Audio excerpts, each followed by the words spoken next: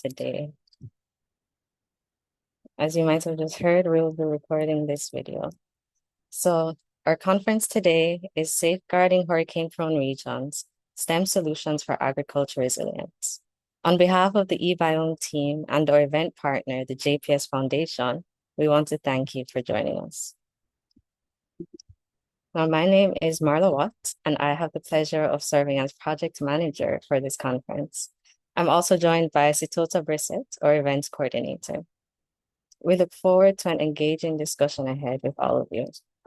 But before we begin, I'd like to just give you a little background of the company hosting today's event. e-Biome is a scientific research and development consultancy that's dedicated to advancing Jamaica's green and blue economies. Our mission overall is to support sustainable development, and we do that through environmental management, conservation, scientific research, and innovation. So through our work in areas such as natural product research, S.T.E.M education, sustainable science solutions, and business support services, we seek to build a scientific capacity and promote the application of S.T.E.M to address environmental and sustainability challenges in Jamaica. Today's conference is reflecting that mission as we're bringing together experts to explore science-based solutions for strengthening agricultural resilience. But Sitota will tell you more about what exactly to expect in today's program. Thank you, Marla, and good morning again, everyone. I'm looking forward to a fun and, most importantly, educational conference today. I think that we have a lot to learn from the experts in the room, and we have a lot of ideas to share regarding solutions for agricultural resilience. So I'm going to give you a brief overview of the agenda for today. We will start with our opening remarks, which is to be done by Mr. Romario Simpson, Dr. Romario Simpson, sorry. And then we will have a keynote address done by Mr. Lance Scott, and we'll transition into our panel discussion. This to be done by Mr. Kevin Chambers, Dr. Sylvia Mitchell, and Professor Miradina Benteblia. They'll be sharing insights and perspectives on strengthening agricultural resilience through S.T.E.M, and following the discussion, we'll open the floor to questions from our audience. Throughout the panel, we'll also invite our audience to participate, and we have a fun little game where you answer a question and you have the chance to win a $2,000 gift me voucher. So we encourage you to stay engaged and take part in the discussion. Finally, we'll conclude the conference with a few closing reflections and acknowledgements. Okay, now I'd like to cover some housekeeping. So firstly, as mentioned before, the conference is being recorded for educational purposes to be posted on e-Biome's YouTube channel. Also, we would ask that you keep your mics, well, your mics are muted. You'll be able to unmute them around the Q&A time, when the Q&A segment slot. Also, we ask that you submit your questions in the chat when it comes to the Q&A segment, but we also give you the option to unmute if you wish to say your question directly. We ask that everyone engages respectfully and professionally, of course, helping us to create an inclusive and welcoming environment for everyone. And lastly, at the conclusion of today's conference, we'll be having a post-event survey, and we take 5 minutes to take it to see how we can improve conferences like this in the future. So I'll be handing over back to Marla to introduce our opening speaker. Thank you. So without further ado, I would like to introduce our opening speaker, Dr. Romario R. Simpson, the chairman of e-Biome. Just to give you a little background, Dr. Simpson is a registered medical doctor. He's a social entrepreneur, philanthropist, and advocate who is passionate about sustainable development. So he's the perfect person right now to open our event. He founded the Destiny of Hope Foundation of Jamaica, which works to reduce poverty, expand access to quality education and healthcare.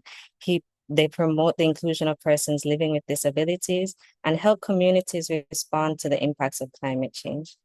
As a result of his proven track record, he's the recipient of many local, regional, and international awards, including the Prime Minister Youth Award for Excellence, the Governor General's Achievement Awards, the Ignite Caribbean 30 Under 30 Awards, and most recently, the Commonwealth Youth Awards for Excellence in Development Work.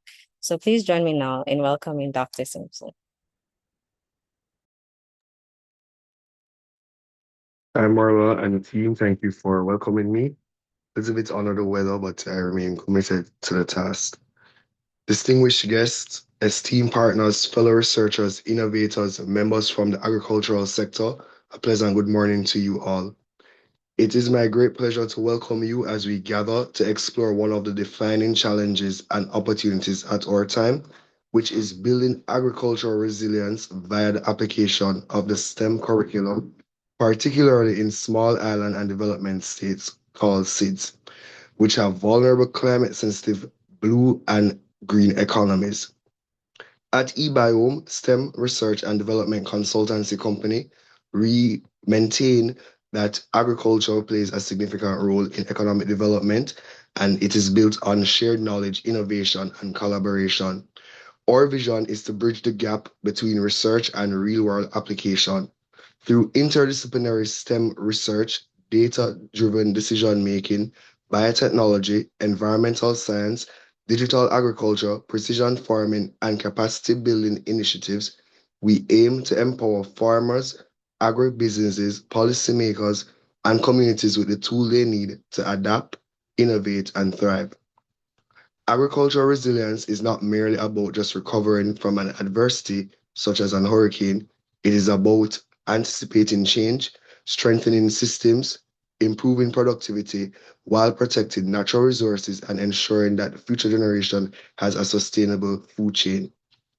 As we move forward, our commitment at eBiome remains steadfast to advance scientific excellence, encourage innovation, nurture young STEM talents such as Marla and others, contribute meaningfully to resilient agricultural systems that enhances food security, environmental sustainability, and economic development. I wish to extend my sincere appreciation to our partners such as the JPS Foundation, Fairview Electronics and Applications, other well-noted sponsors, our team at eBiome, our researchers and dedicated members in the wider STEM career. I commend you to continue to chart the path forward using STEM to make a real difference in our world as we strengthen agriculture, protect our ecosystems, and improve livelihood. I wish you a productive and empowering conference, which will be spearheaded by our esteemed panelists of expertise, such as Professor Bende Kebilia, Dr. Mitchell, Mr. Chambers, and Mr. Lanscott, who will be our keynote speaker. Thank you, everyone, and do enjoy the proceedings. Thank you so much for opening for us today, Dr. Simpson. As you mentioned, our resilience is not just about recovering from hurricanes. We are focused on preparing in advance and strengthening our agricultural systems for the future. So that's the message we're going to be carrying throughout our conference today. So moving on, we're going to now introduce our keynote speaker. We have Mr. Lance D. Scott. Mr. Lance D. Scott is a research and project management specialist with over 8 years of experience working across climate change adaptation, disaster risk management and finance, sustainable agriculture, and rural development. He has worked with local, regional, and international organizations across the Caribbean and beyond, including Dominica, Belize, Grenada, Trinidad and Tobago, as well as Nigeria. He holds a double major in geography and geology from UWI and is currently a PhD candidate in geography and geology. His PhD research explores the intersection of climate finance, rural development and livelihoods, and sustainable development, and he focuses on weather index insurance and finance accessibility. Mr. Scott has contributed to climate resilience and disaster risk policies in Jamaica and the wider Caribbean, including the review of Jamaica's disaster risk management ecosystem Beyond his work in climate and disaster risk management, he is an advocate for education reform and worked on the Jamaica Education Transformation Commission's 2021 report. Through his work, he aims to continue making an impact on national, regional, and international education and agricultural policies. Please join us. Help me welcome Mr. Lance Scott.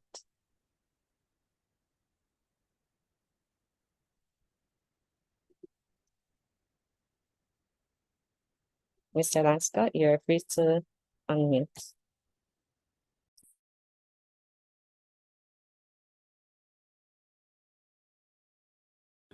Thank you very much.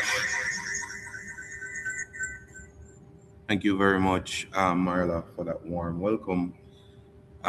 It is truly a pleasure to be with you here today. Um, I want to first thank you for for the warm invitation and that even warmer introduction. Um, Truly, e-Biome and this particular conference, when I got the invitation, I could not turn it down because I saw such an important topic being explored. I will just use a presentation to guide the discussion for today. So just indicate if you're seeing it clearly. I am seeing it. For those who might be on a laptop or desktop, you might have to switch to a tab that says Mr. Lance Scott's screen, but otherwise it should be showing. All right, awesome. Now, the so let me first uh, acknowledge protocol that has been established and the conversation about safeguarding hurricane-prone regions, particularly with a focus on STEM solutions for agricultural resilience, is an important topic. And it's not only an important topic for us, it's of national importance because when we think of the last hurricane that hit us, the agricultural sector particularly, almost $30 billion would have been lost cumulatively. And we can think about how that extended into the broader society. I recall colleagues coming to me and telling me that, the prices of a pound of tomato was $1,000, $2,000 as compared to $50. So we see where the importance of agricultural resilience is very cross-cutting. And as such, we have to consider climate risk. We have to consider critical resilience building in this key sector. These pictures might bring some memory of the superstorm that would have hit us, Hurricane Melissa. And then the impacts were there as well. Clear impacts right throughout Jamaica. Now, this discussion is important because Jamaica, along with many other small island developing states, have a wicked problem. The wicked problem is that it's a recurring reality that every year between June 1 and November 30, there's hurricane season. And it shapes agriculture, it shapes livelihoods, it shapes the food security and national development. So tropical cyclones affect crops, they affect the livelihoods of people, food security, and by extension, the economy. If we really think about it, climate change, what it really does, it amplifies the risks and exposes weaknesses in our agricultural and food systems. And there are many root causes of these risks. You can think about land tenure, for example. The fact that farmers are primarily cultivating on less than 5 hectares. More than 80% of farmers, small scale farmers in Jamaica, are cultivating on less than 5 hectares of land. And usually these lands are also marginal lands along hillside slopes, along floodplains. And as a result of this, they typically are clearly already at risk.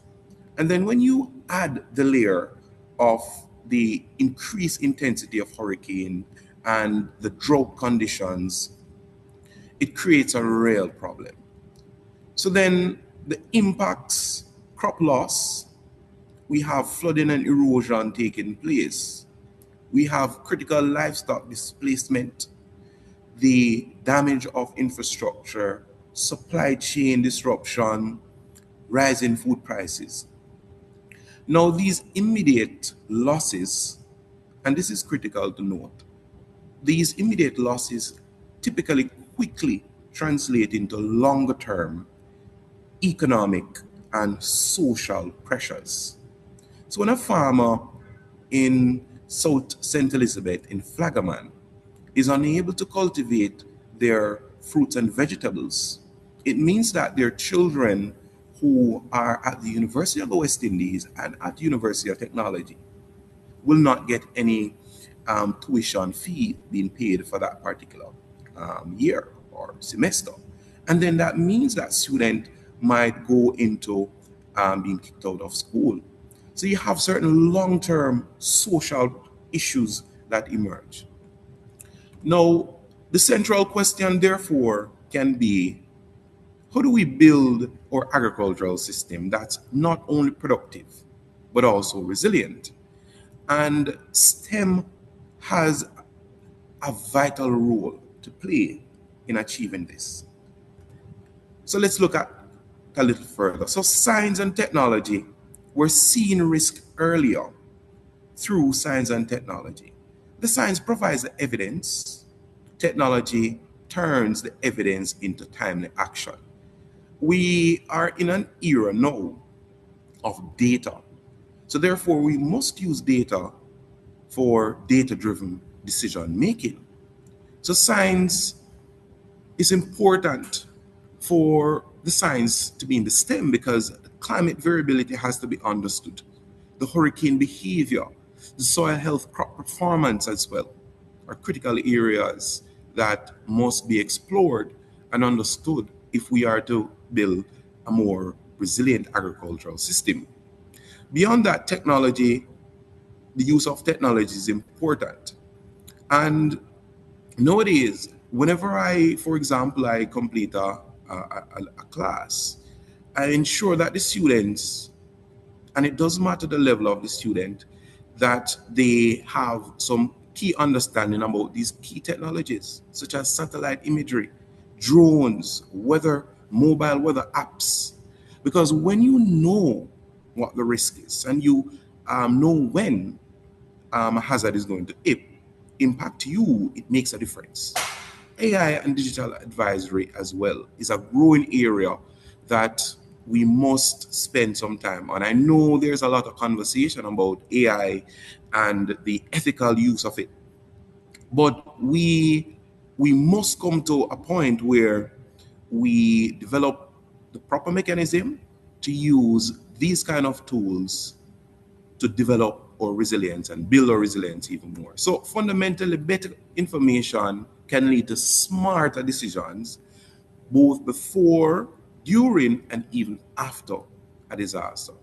Engineering and mathematics helps in terms of designing your resilience.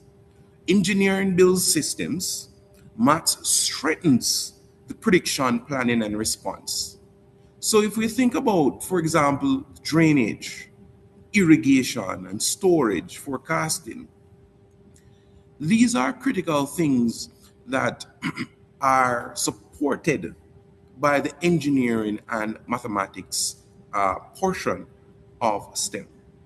Fundamentally, you'll have protected agricultural facilities, water harvesting and management, climate models and flood forecast, crop yield and risk projections, which overall aid in our resilience building. Now, let's take it a step further. Technology alone is not enough. We know that. We've seen where technology has been introduced and it has not been taken up.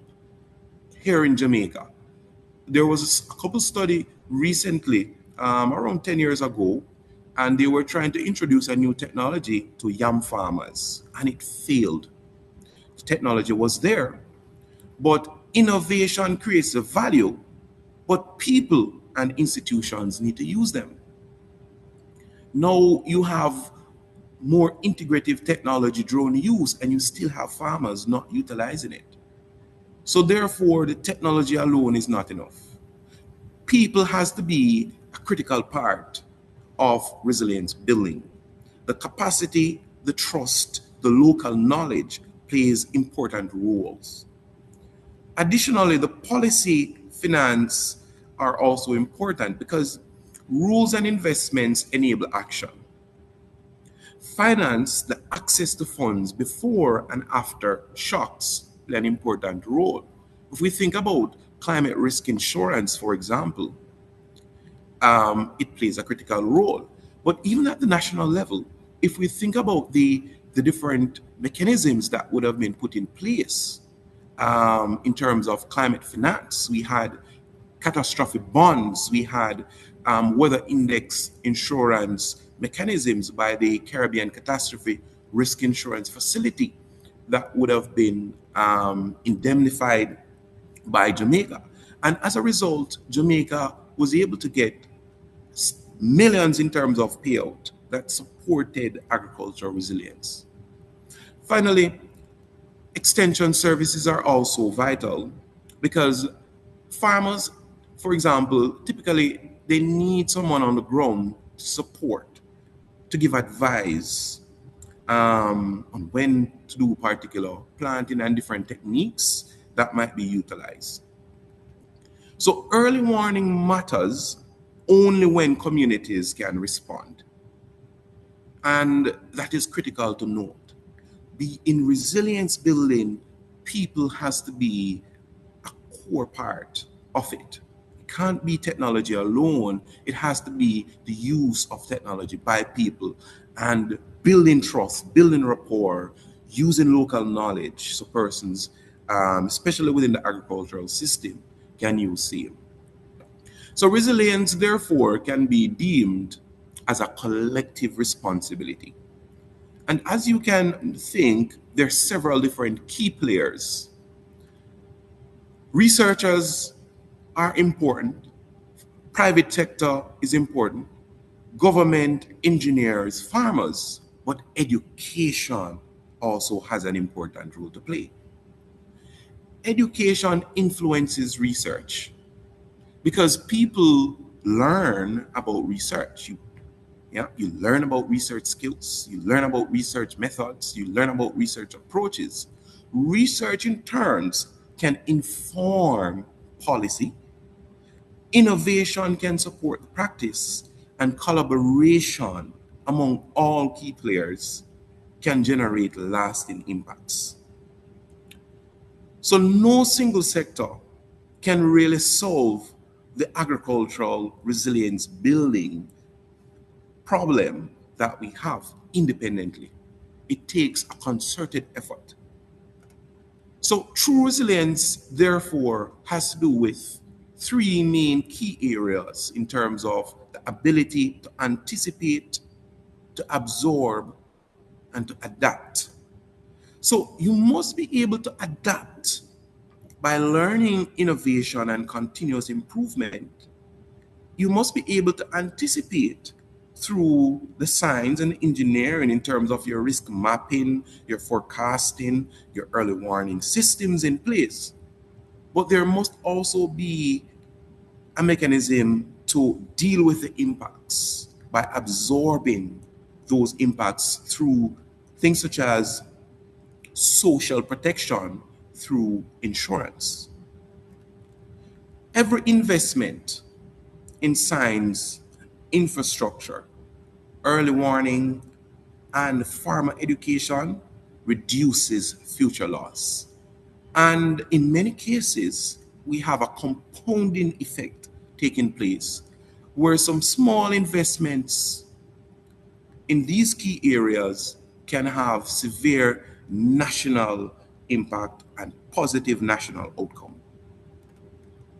In closing, if we were to put together a formula of how we build resilience within our agricultural sector, I would argue STEM has to be a critical part of it.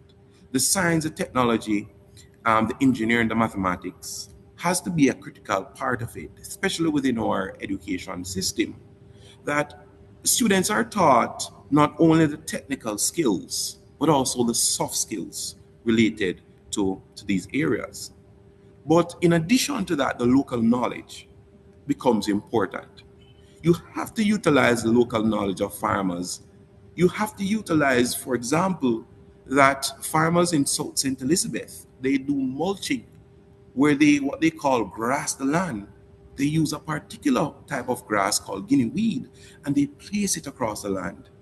And as a result, that supports in terms of soil moisture retention and also overall supports the soil ecosystem. Utilization of local knowledge is also important.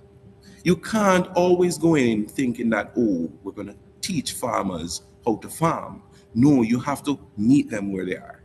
And finally, partnerships. Partnerships are critical. We saw that um, cycle diagram a while ago in terms of the key players, the researchers, the policymakers, the farmers, the private sectors, etc. Partnership is a critical role, has a critical role to play in terms of building our agricultural resilience. So resilience building, therefore, has to be intentional and continuous. We're in an ever-changing world, and the science indicates that in the future, we might get more intense hurricane activities. Therefore, we cannot sit and not act. We must support in building agricultural resilience, in safeguarding our futures, because that will play a critical role. And STEM solutions has a particularly important role to play in addressing agricultural resilience as we deal with the wicked problem of climate change. Thank you.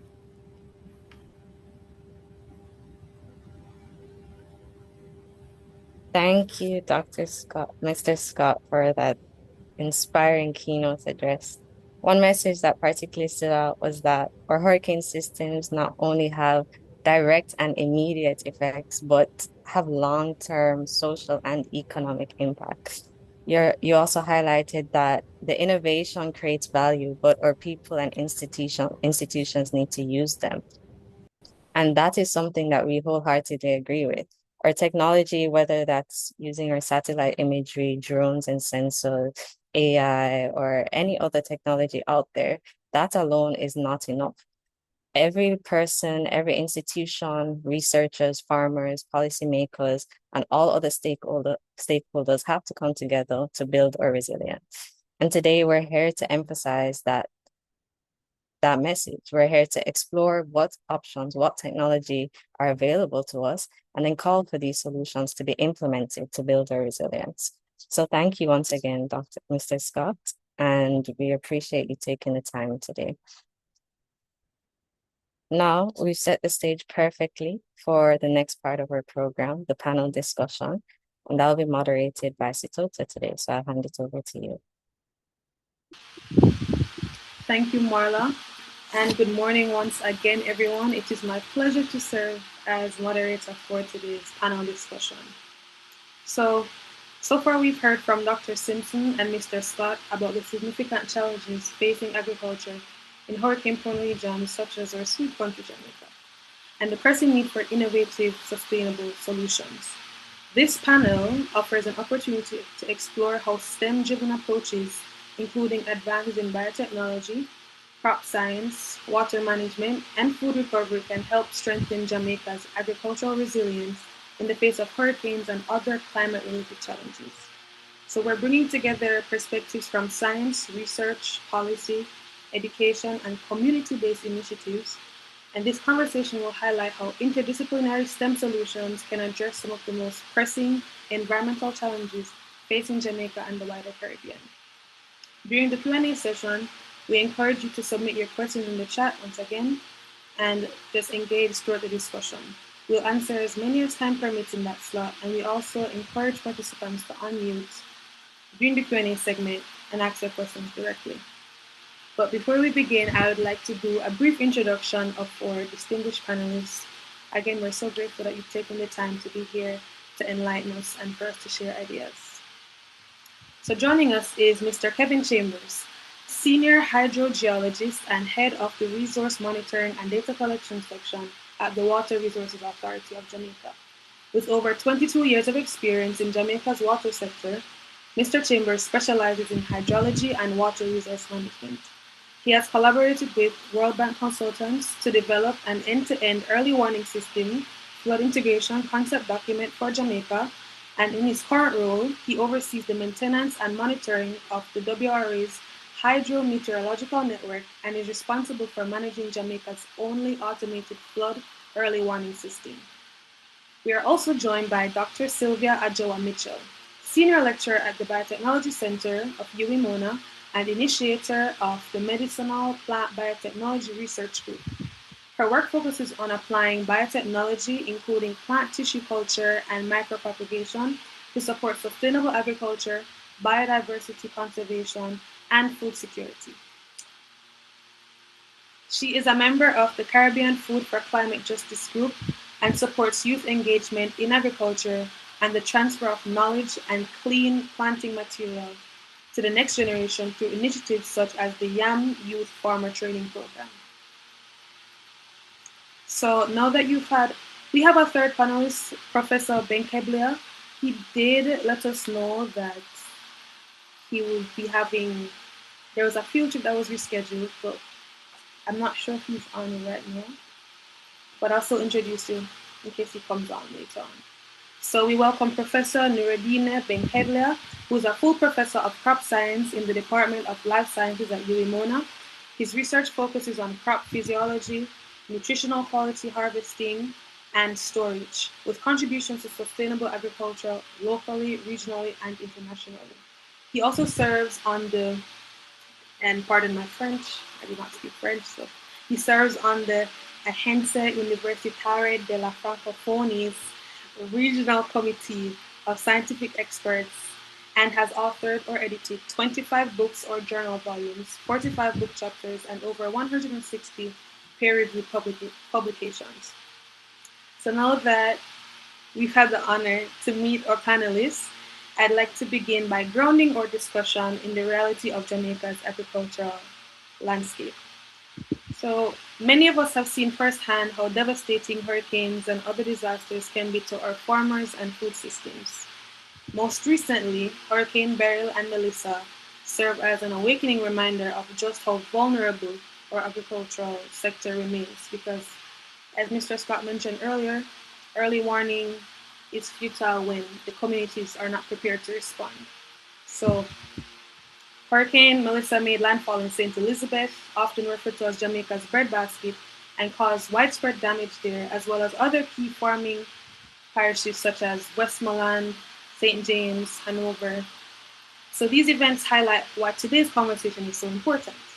As climate-related disasters become more frequent and more severe, the question is no longer whether we need to build resilience, but how we can do so using STEM as a tool. So to begin with part one of our panel, I'd like to ask each of our panelists the first question. From your perspective and based on your expertise, what are some of the most critical vulnerabilities you have observed within Jamaica's agricultural sector following hurricanes, such as most recently, Hurricane Melissa, and just generally when we experienced them?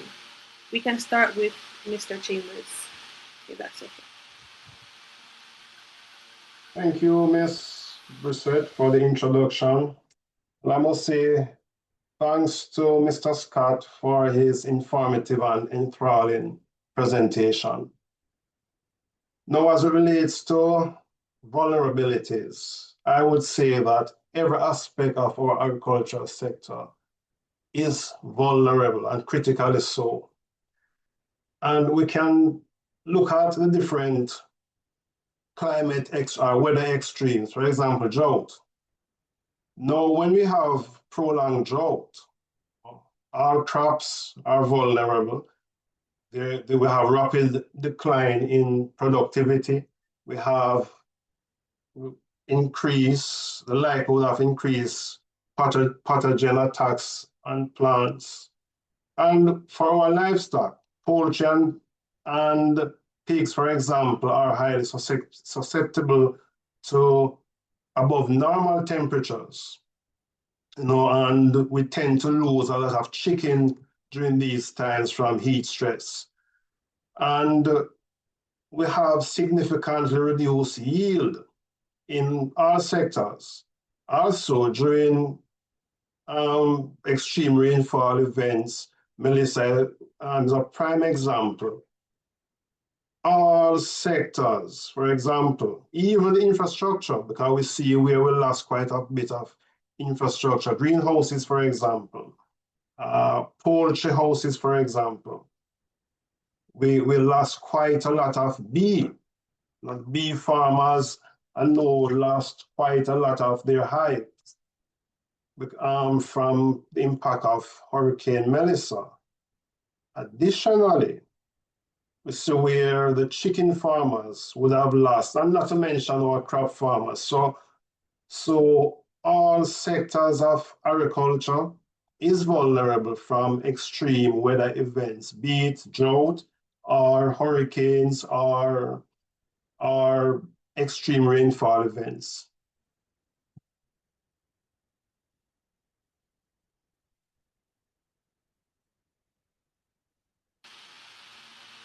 Mr. Chambers? Yes, yes. So that is my input where vulnerabilities are concerned. Okay, thank you, Mr. Chambers. Thank you for the examples you've mentioned. It is important to have the awareness first of exactly who's being affected so that we can know how to move forward with the solutions. Dr. Mitchell? So you're hearing me? Yes, we are. Thank you. I will add to what has been said, so I won't repeat, because all that has been said is very important on our vulnerabilities. But I just would add my part, which what I think is critical and what I've seen going out there working with farmers. The most critical vulnerability to me is that Jamaica is hill and gully, mountainous. Communities can be cut off fairly easily in any kind of adverse condition, maybe not even up to hurricane, but not so much drought as excess water, but drought has its own issues. But when you have this terrain that we have in Jamaica, it does several things. One, it produces microclimate, so one side of the hill can be producing food and not the other. That is an advantage. But is the disadvantage now is that when that watershed is cut off, does that watershed have its own food and, most importantly, its own water? So the challenge, the vulnerability is if those things are not local and the people cannot get out, then you start getting really problems. And you can say, don't live in such an area. Well, that's 80-90% of Jamaica. The flatland is around the coast, but that doesn't mean the roads can't be cut off. And in Melissa, I saw a little change in our response was that the response was mostly on cleaning the roads, and that is correct. That's the engineering part of STEM. So each area needs to have its potable water. It needs to have a way that if the produce cannot come out quickly, then you can go to value added, locally value added enterprise, so that all the things that are falling off the tree, for example, can be solar dried.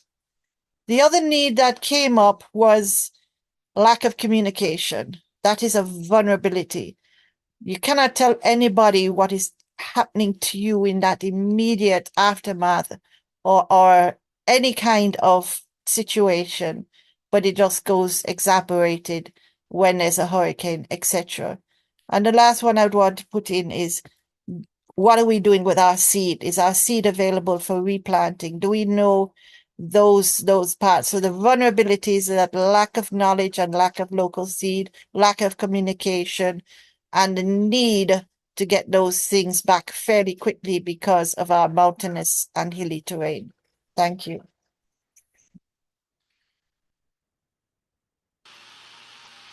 Thank you, Dr. Mitchell and Mr. Chambers.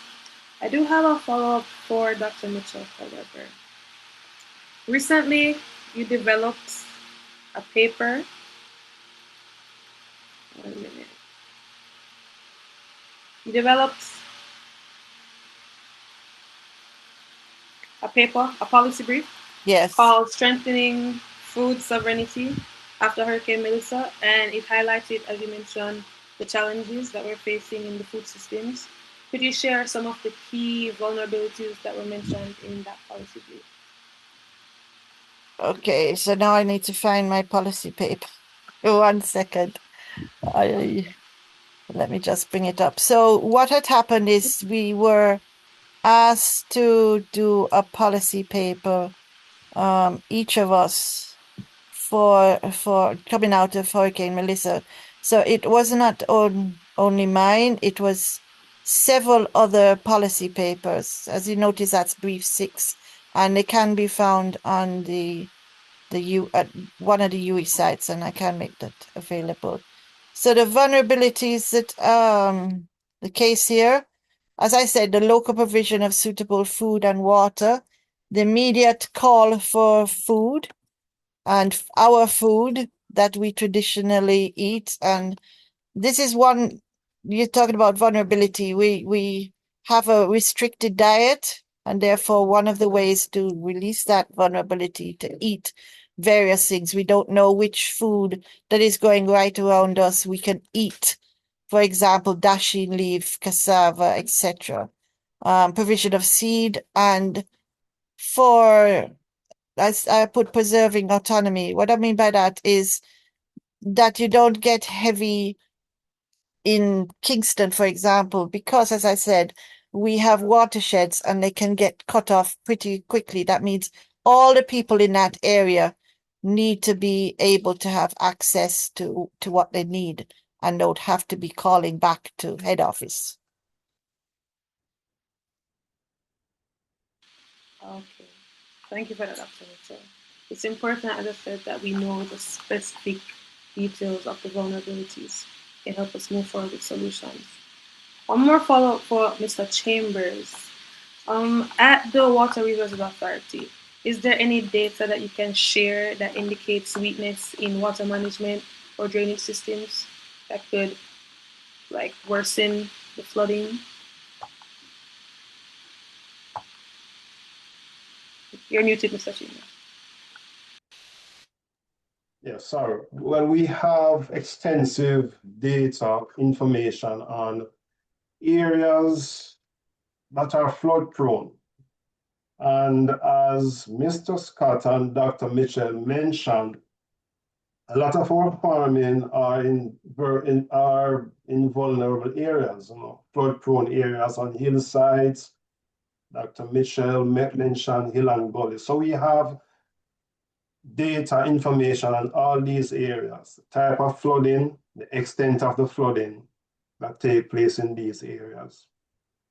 And this is data that can be used by those in the agricultural sector the planners in the agricultural sector, to help inform farmers on what to plant, where to plant, and how to plant their crops. For example, we are a particular area as a Hope Yalas watershed up in the Blue Mountain areas, where we have quite a bit of farm, and where we have a watershed management group that monitor that area, that help farmers to implement techniques that will protect the watershed, such as terracing, to prevent erosion, which is a problem in those areas. So yes, we do have quite a bit of information where flooding is concerned. And the areas where we have the flooding, and to some extent, the impact of those floodings. We also develop flood maps. Flood maps where we delineate the areas according to a 25-year event, a 50-year event, a 100-year event. So we have all of this information in-house.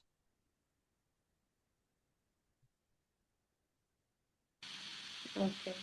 Thank you, Mr. Tim. You've mentioned terracing and developing flood maps. Is how you use the data to try and mitigate the issues. Okay. So thank you, Dr. Mitchell and Mr. Chambers, for highlighting the challenges and vulnerabilities. The first step is data awareness and understanding the details of just how vulnerable the agricultural systems are. And while understanding these gaps are critical,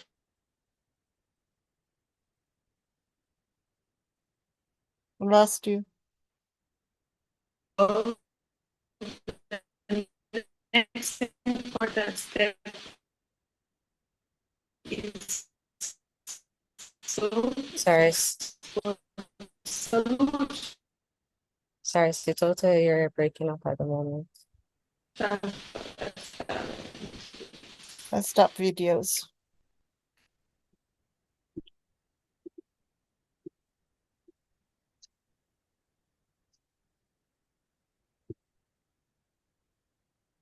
Okay, she seems to have lost connection.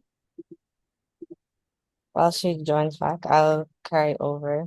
So as she's mentioned, we've just highlighted the critical gaps within our agricultural system, and this is crucial to understand. But in this next part of our panel, we want to look at the actual STEM solutions that we can implement, and specifically within your areas of expertise. So addressing these gaps, addressing these vulnerabilities. So for our second question, we wanted to know, across your respective fields, what STEM-based solutions or innovations do you believe have the greatest potential to address these challenges?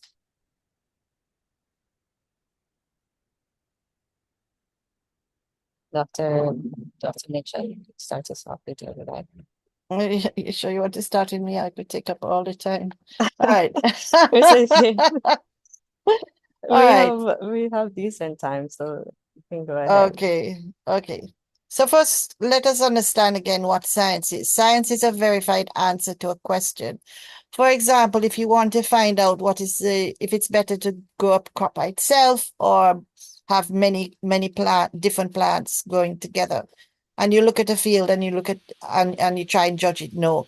Science will actually do replicates and get you an answer that is verified. But that doesn't mean that answer now it belongs to science. For example, if you go into a community and you're seeing how people use their plants, and then you publish a paper to say cerci is the top medicinal plant of Jamaica, which it is. Well, that knowledge still belongs to the community. And sometimes we forget that. So we use science to find a verified answer to a question. The other thing about science, it's ongoing. You have innovations coming up all the time, but the actual process of discovery that is the scientific method should also be considered too in terms of strengthening Jamaica's agricultural resilience. That said, we'll move on to technology. Technology is using knowledge. It's knowledge gained from science and also from traditional knowledge that has been gained over many years. It's using a method that is quite similar to science and a little different, but it's still knowledge that can be used to develop technology. So you say STEM, so I'm going to go between what science has shown and also what technology, etc. The effect of the hurricane or whatever it is depends, the severity of it depends on, for example, the timing of the hurricane, its speed, direction, and the cycle of the plant. For example, we lost avocado this year, pear. The previous hurricane came at the wrong time for turmeric and that destroyed that cycle. But this time it was near the harvesting and we got it. It depends on where the harvest of the crop is, if it's above or below ground. Depends on if we have had seed stored And this is again where a STEM solution is. If we have local seed banks, if we're saving our seed, if we have a seed library, if we have a gene bank in our tissue culture labs, where that material, for example, we have 28 varieties of yam in tissue culture, can go out and produce within a much shorter time. There are some plants that are lost completely that can be stored in these methods. Depends on whether we have a usable system then. So like we've been hearing, STEM means that you need a whole system, and the innovation is there for that. There's traceability information. There's ability to do proper identification of the plants by morphology, chemical fingerprint, genetics, and also for storage and multiplication systems. Science then indicates the following: that the multi-cropping survives disasters better than monocropping. Organic crops will survive better than inorganic. Trees are more vulnerable but can grow back quicker. Flooding can be reduced by increasing soil penetration. For example, using something like biochar, which I can explain if you want. Not all technical solutions are young. Many are centuries old. For example, we have something called the Three Sisters that the Tainos practice, which is corn, pumpkin, and beans growing together. It protects the soil, allows for more water penetration, and you still get a good yield, right? I think I will leave it as there. Oh, one more I want to point out is to consider innovation, new crops. Cersei at one time was considered, was being reaped, just reaped, not planted back for, I think it was AIDS by people in New York, and containers a load, and they stripped Jamaica dry. That is a crop. Cassava has been used now to make bread. Bamboo is a very good crop for multiple purposes. So there are many new crops for agriculture, and this broadening of the agriculture will broaden our food as well. And definitely we need to plant more trees. New growing methods, hydroponics, shade houses, aquaponics, etc. And then develop more value-added products, vacuum packed, solar dried, etc. As I said, I can go on and on, but let me stop there.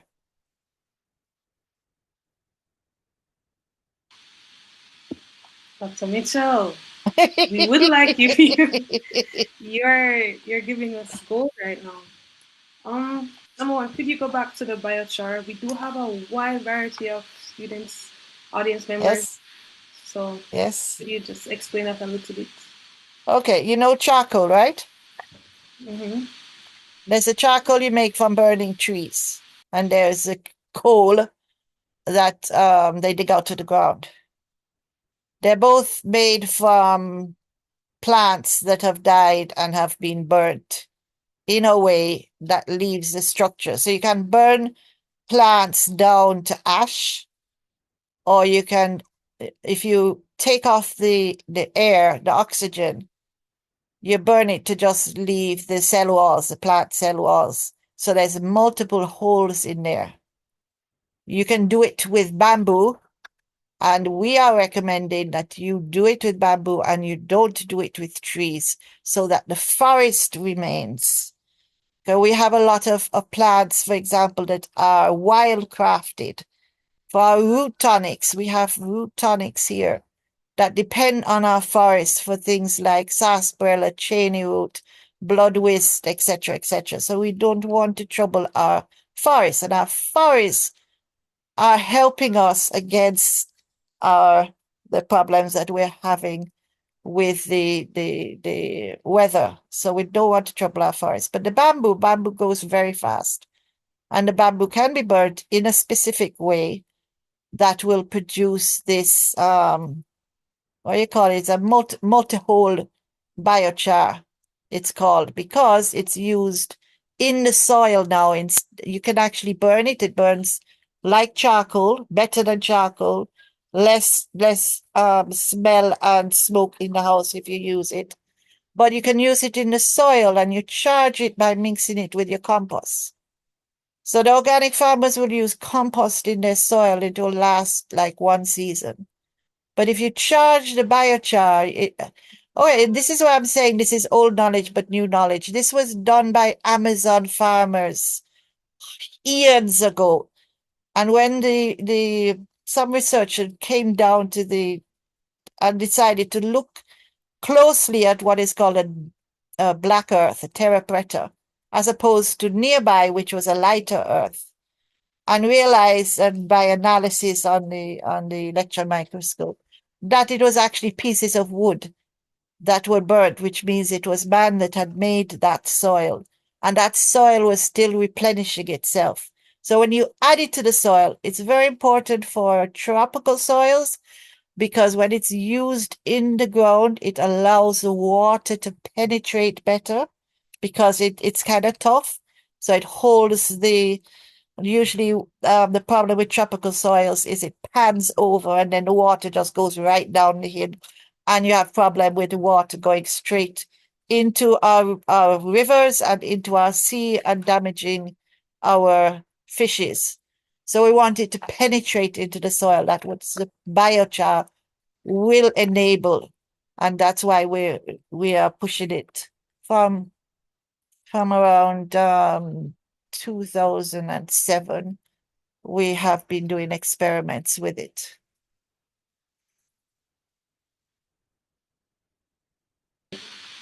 Okay. And Dr. Michelle, I mentioned earlier that you have a youth yam like farming Yes. social.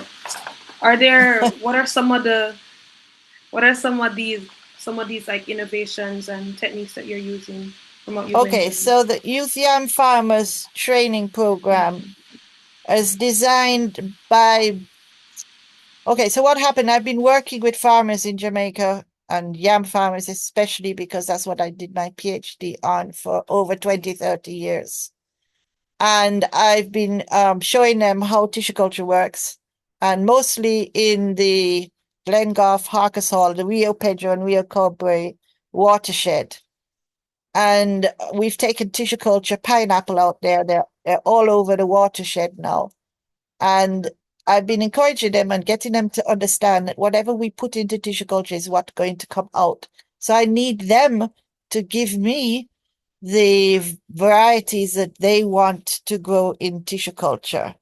Not just a variety, but the type of yam, how it looks, that it's what they want. And they provided us with over 28 varieties of yam. Seeds as well. And so it is elder me and elder farmers, and this knowledge and these plants are going back out to the communities, to young people who want to grow yam. And we're growing yam in the country, and we're growing it in pots. It's right there at the biotechnology center if you want to see. We're planting out all 28 varieties of the yam. We've been doing this since 2023. So about 3 years and we're planting both the tissue culture plants and the yam seedling plants. I don't know if anybody has ever seen a yam seed. So I do have a picture of it. It would be great if you could show that. I've never seen a yam Yes. seed at all. First in my bloodline to see yam seed. All right, so this is D. trifida. I don't know if you can see the seed pod. I guess you have to Okay, switch to my. Yes, for those who might not, you can switch to Dr. Sylvia's screen. Right, so I get the hang of that now. All right, this is the seed pod where the seeds are in. And these are the farmers that we work with. So that's I need to switch it now. Stop share. All right, this is the us elders that are working together on this project. Well, it's a program, so it's our own funds that are doing it. The funds of the farmers and of me. And whatever little funding, we got a little funding come out of Melissa. We got 1,000 US, which did something. So let me show you. Do you see my screen now? No. No, I need to switch it. I need to switch it again. Stop share. And share again. I have so many pictures, you see, that if I went through my gallery, you'd be here till tomorrow. But you can see it now. So on Yes. the left-hand side is a tissue culture plant. And then this is that plant grown in a cocos bag by my yard in 1 year, and the second year it looked like that. And it only had this little point because the cocos bag fell over the last bit, or this would have been bigger. All right, so this is so yam yam has male plants and female plants. So what happened, this is what I'm saying, knowledge. The farmer was taking the same one I showed you before as tinder. I don't know what they thought it was. And then there was something on the yam vine that looks like a little yam. They were calling that the seed. Because they tend the thing is they tend to show everybody tends to call seed anything that will grow, rather than it being the biological seed. But this seed will give you back the same plant, while the true seeds that you have on the screen will give you variation depending on the parents. So those little tubers on the yam, they're called bulbs. But on the vine, you get flowers. Now, there's two sets of flowers. There's a male flower, and the male flower only comes on the male vine. So you will reap those tubers and plant them, and they will ever give you male flowers because it's a male plant. Then you have another plant where the tubers grow and give you a vine, and they give you these kind of fruit, which is the female fruit. And if you pick those, you reap those tubers now and plant them over, they will ever give you female flowers. When you have the two of them together, the pollen from the male will pollinate the female, and then it'll go brown like I showed you before. And each of these have about 6 seeds in them. So we've got that, and we've got data on, how much they weigh and all of that. And we have sprouted them. We have grown that. That's the first generation, second generation, and we have gone on to the third generation, which is not here. So, yeah, we're doing things.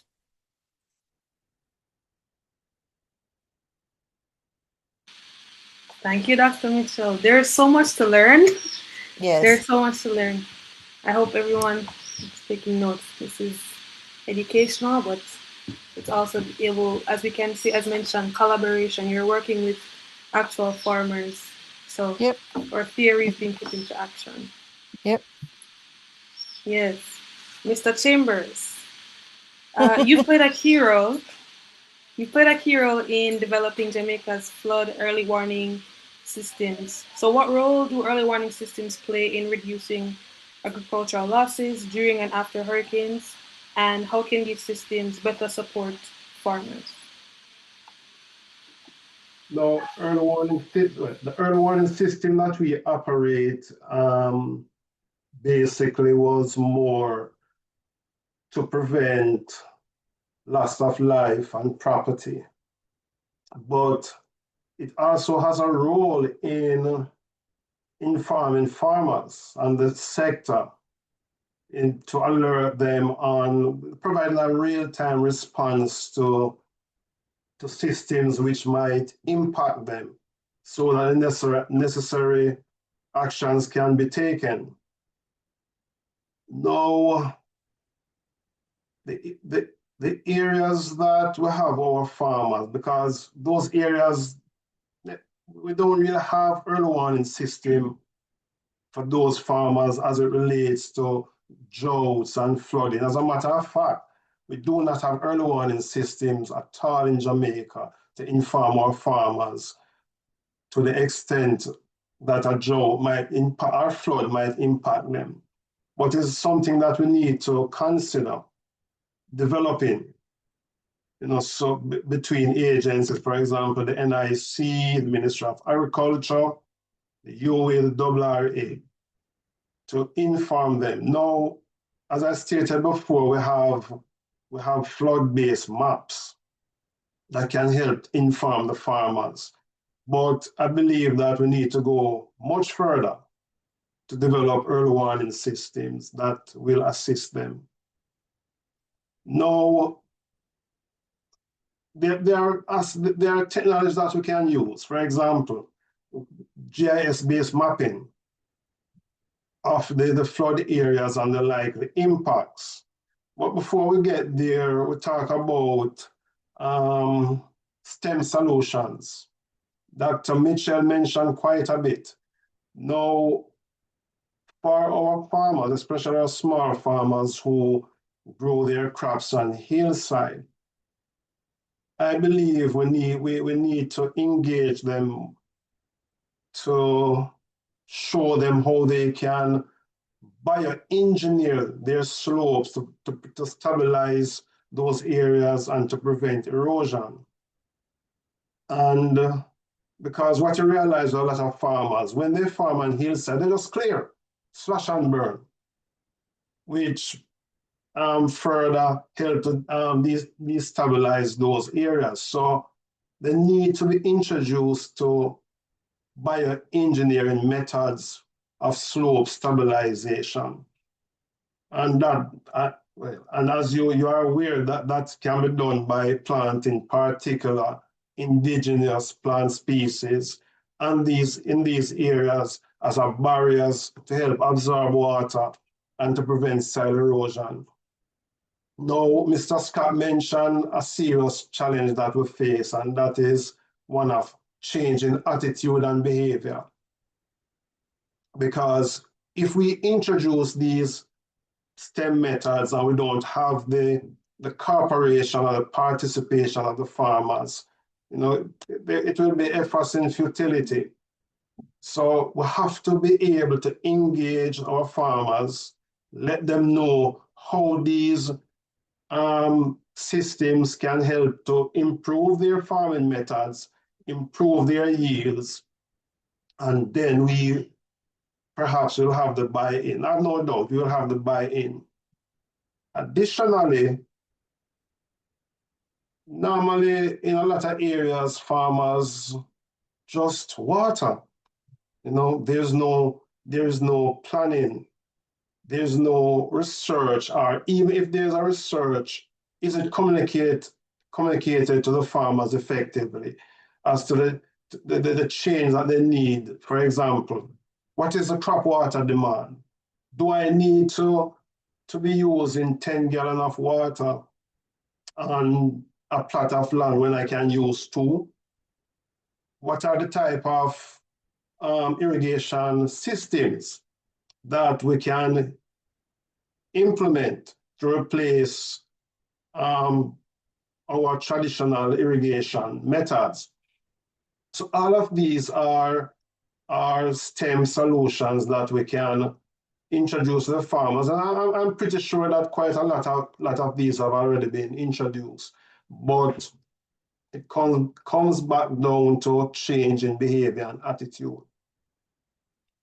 Now, back to the early warning system. This is something that we need to really explore, to aid the farmer by developing a similar warning system like we have in the Royal Corps to really warn them.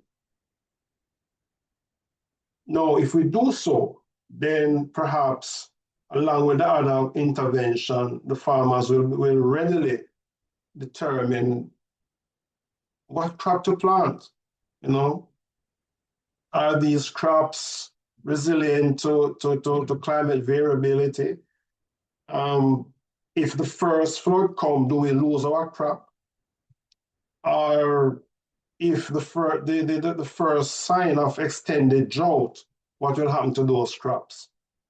So these are some of the questions that we need to ask when we are introducing nature-based solution, or we need to address when introducing STEM-based solutions in agriculture.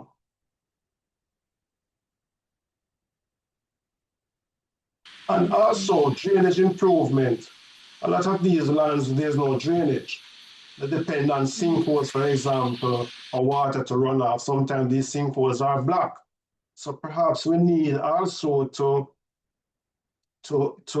build out drainage infrastructure to help the farms and the farmers when we have these events or quick runoff, quick drainage of land.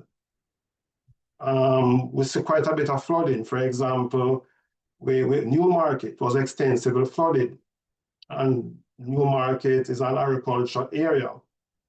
Quite a bit of livestock was lost there. I spoke to one farmer and he lost quite a bit of livestock.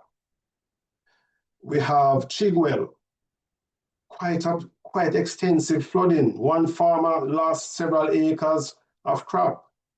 So perhaps we need to look at how drainage occur in these areas. And for a drainage system, it's going to take money. So it's going to take investment by our decision makers to really build out some of these systems.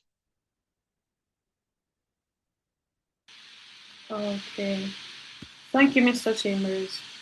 Okay. Earlier you mentioned that the early warning systems that you deal with now mostly affect property or infrastructure, but could you just give us a little explanation of how it works currently?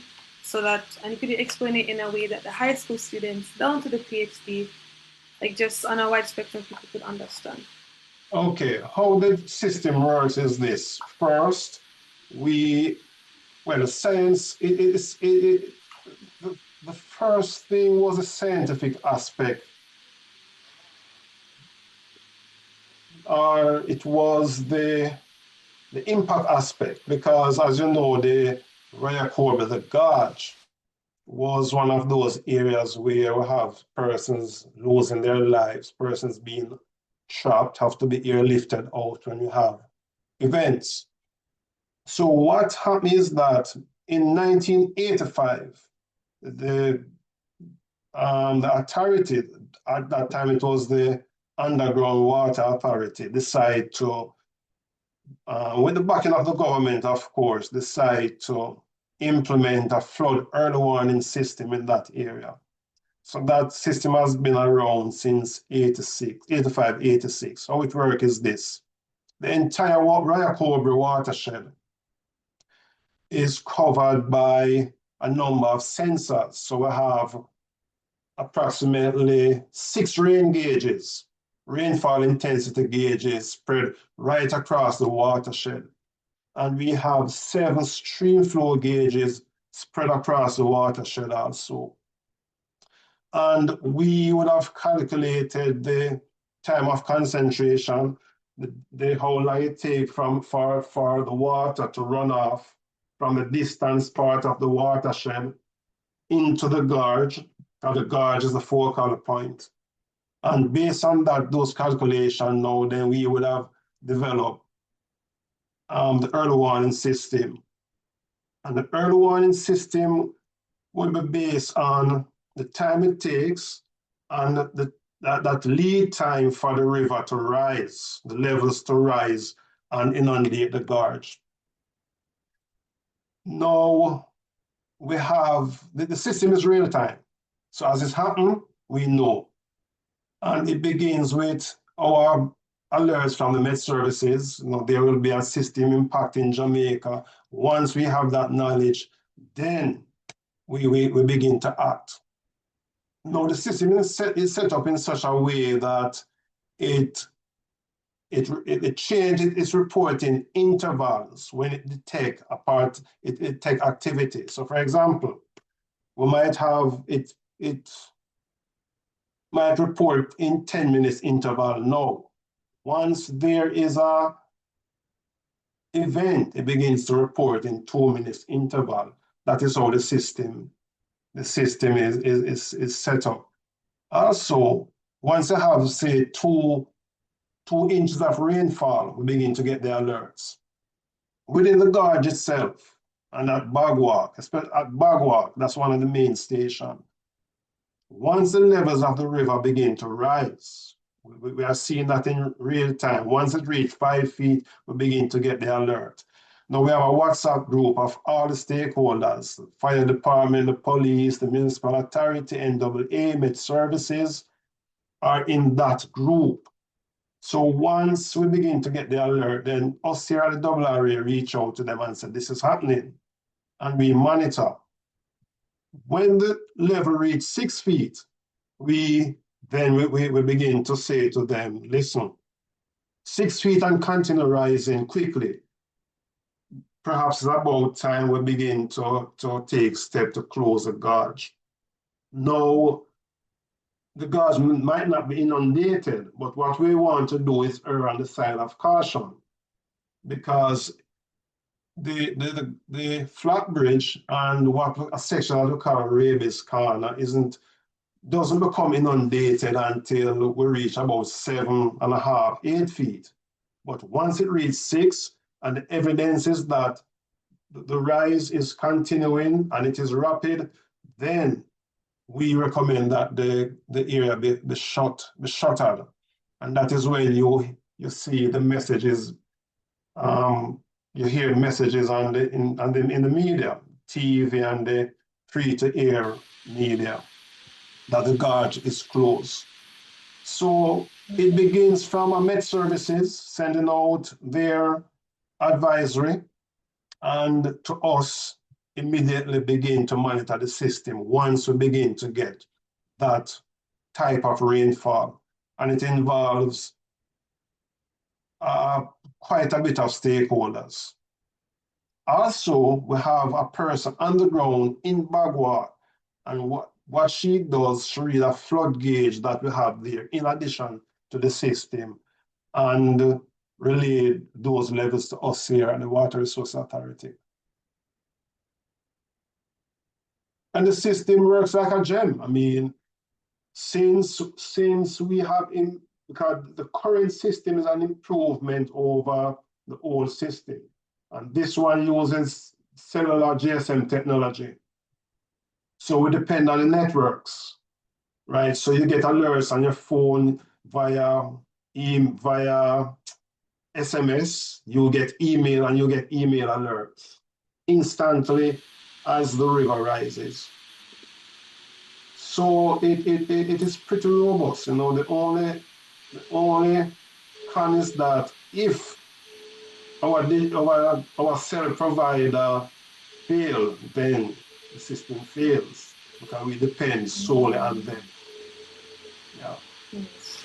We're seeing the interconnectedness of technology, which can fail us at times, and science. Thank you for that explanation, Mr. Chambers. Dr. Mitchell, you had a question or something to add? Yeah, I wanted to add a little. So the roads, the drainage on the roads is very important, and that's the engineering part. I don't know how many engineers you have here. Okay, even in the corporate area, I'm seeing roads right near to me being put down and no drainage, which I think is a whole heap of waste of money. Then no road should be put down without the drainage. The other point I wanted to make is not every innovation is good. You said there was a yam innovation that people didn't take up. I know of 2. One is plastic yam sticks. The problem with that is the plastic was too smooth, and the farmers could have told the people who made it if the farmers were incorporated it into the making of the technology. Many times the farmers are here, the technology is over there, and then it's given to them, and you wonder why the farmers don't take it up. It doesn't make sense, or it's not enough for them to take. They're in a situation where they're living with very little, and then you're asking them on top of that to make a risk, and you're not taking any risk. So we don't do that. We work with the farmers. We don't push something on them. Again, there was a yam mini set, and they said it didn't work. Yes, it did. The Miniset is why Trelawney is such a vibrant yam planting area. But the Miniset came to Jamaica in 85, and I know because that was my first job, and it was supposed to draw from tissue culture. So it is a tissue culture that is supposed to go through the system and release the Minisets. That's the difference between 30% of the Miniset sprouting and 100% sprouting. The farmer will take the 100% sprouting. They will not take the 30%. So innovation, not every innovation is good. And the farmers are much more sensible than we tend to think they are. So that was the 2 points I wanted. Oh, and the roads, the drainage on the roads. If I may,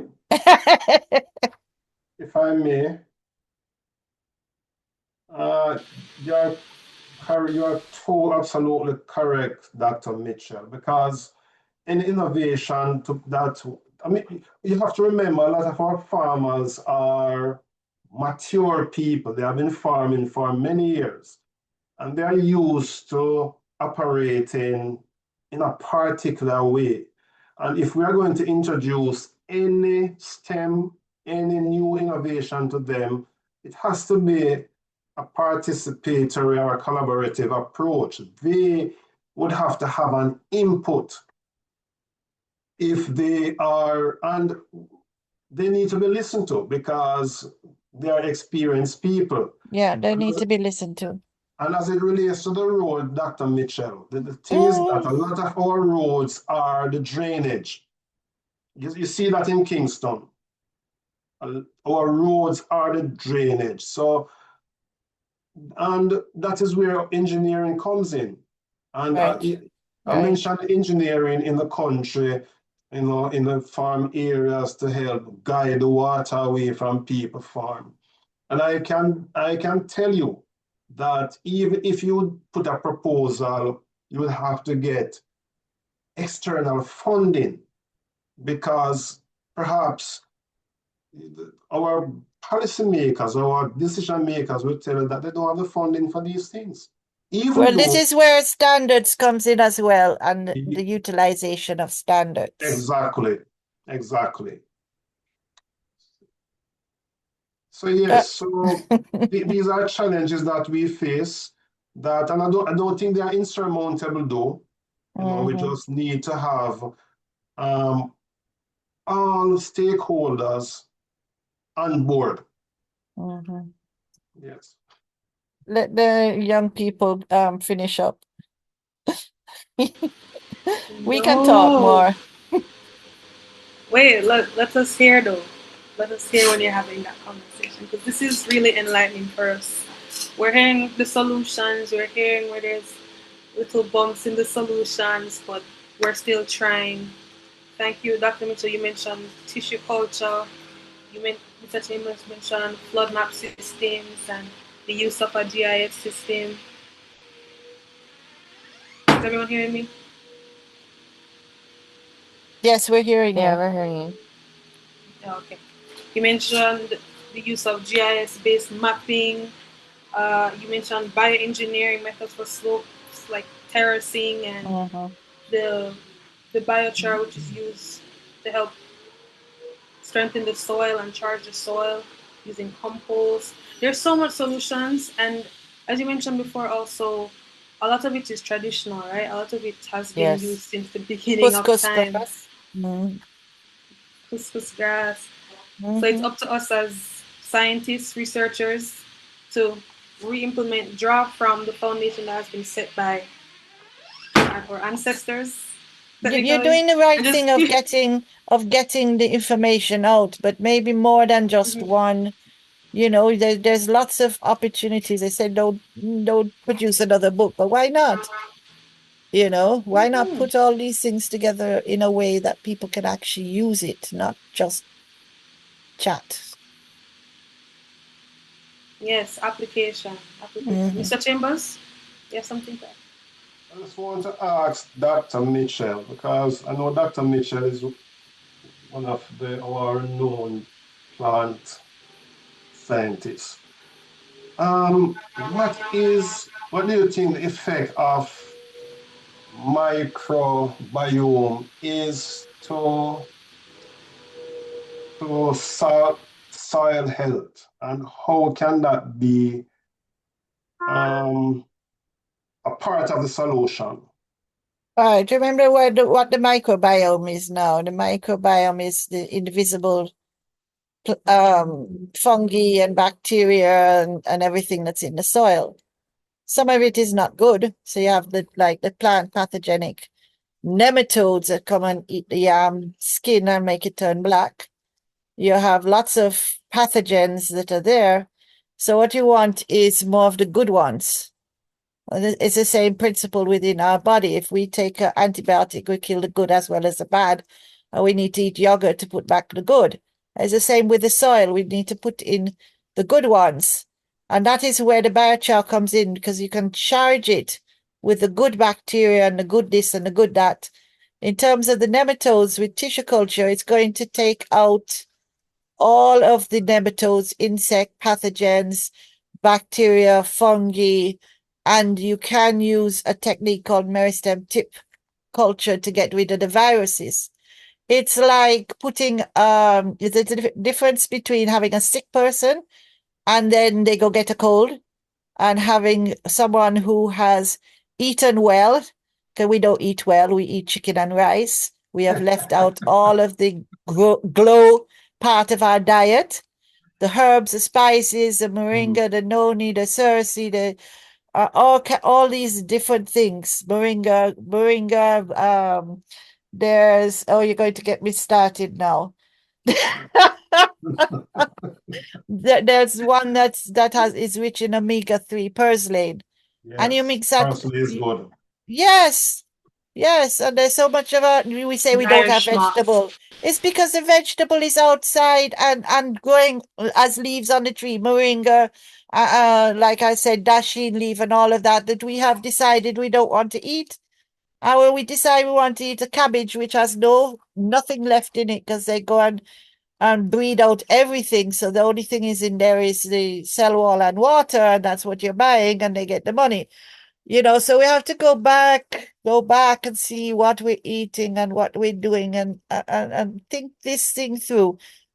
I have gotten away from the soil microbiome, but the microbiome is in our bodies as well. So that is why you see me switching. The microbiome is in the soil and it's in our bodies, and it's the same kind of principle. You need to keep the good ones, and that will reduce the bad ones and allow the plant that you put in clean to grow well and fast. And if it grows well and fast, it's going to give you a good harvest. That's why our pineapples out there look so good. It's the same genetics, but the plant is just growing so well that it is producing a good harvest. And you want to taste tissue culture yam. Trust me. Yellow yam, tissue culture yam, top yam to taste. That is my goal, is to let everybody in Jamaica have tissue culture yellow yam to eat. We would love that. We'd love to actually eat the fruits of the labor of our discussion. Yes. Yes. So, thank you both. We discussed solutions. I'm sure we've been writing about how we're going to improve on these solutions, how we're going to fix some of the bones with the problems that you've mentioned, how we can brainstorm solutions to the problems in our solutions. But as mentioned earlier, we said we had a question, right? Because we have a gift voucher of $2,000 for an audience member to win. So it's about that time. Are we ready? You can type it in the chat, or better yet, you can raise your hand, wait to be acknowledged, and then we'll allow you to answer the question. So the question is, what is one STEM-based solution discussed today that could help improve agricultural resilience in Jamaica? Open to our audience. We're giving money away for free right now. Just one solution. Am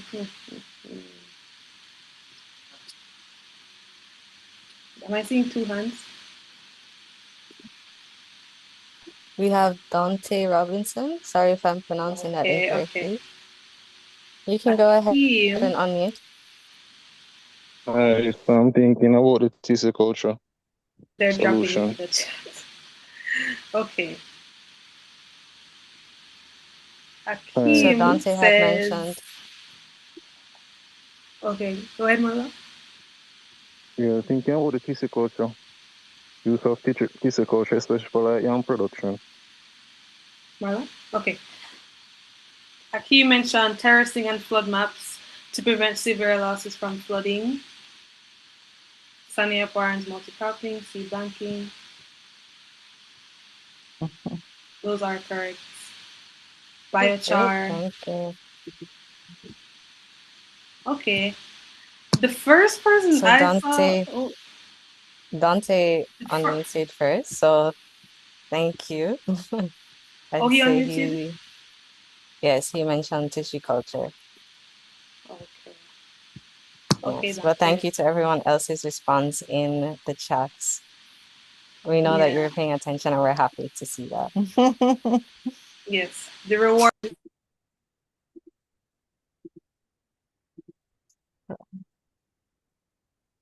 Are you muted? I'm saying, congratulations to Dante. You won the $2,000 gift voucher. Hands can go down now. But still listen there. Okay, moving on to part 3 of our panel, which is Future Outlook, Hope for the Future. So we're talking now about the future of agricultural resilience and the role young people play in it. And young doesn't only refer to your age. You know, what stage are you at? Because we know that can get a little controversial. So, what stage are you at with research? You know, are you just starting out in a certain sector? Are you just now looking into agriculture and climate change? Just that. That's what we mean by young. So, we want to look now at the future. So, the question to the panelists is for young people, now let's establish that it's not only young, interested in STEM, agriculture, or climate resilience, where do you see the greatest opportunities for them to contribute, innovate, and make an impact over the next 5 to 10 years?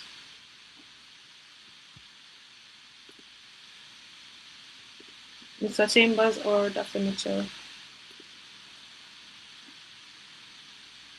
So Chambers, you want to go first? I think this is a question for Dr. Mitchell more Okay. than myself. Well, first I will say volunteer in our labs. That means you need to go and find what Mr. Chambers is doing and volunteer in his lab as well. Volunteer if you can, even 1 day a week during your holidays, because when you volunteer, you get access to information and you don't get money in the way. Money in the way is difficult to pay somebody for 1 day a week. But if you can volunteer, I'm sure Mr. Chambers would love to see you. So volunteer in our labs. I can take lots of people. I have like 13 interns right now. See what is actually being done and be part of the solution, because there's lots of things, and then you can think of what you would like to innovate. While you do that, save the seeds from the food that you eat. Okay? You eat a soursop, save the seeds. And think of what you use, what is put in it, like scented soap. And also think, what can you do with the plants that are around you? Then find some dirt or pot of some description and put the seed in it and grow the plant to a harvest.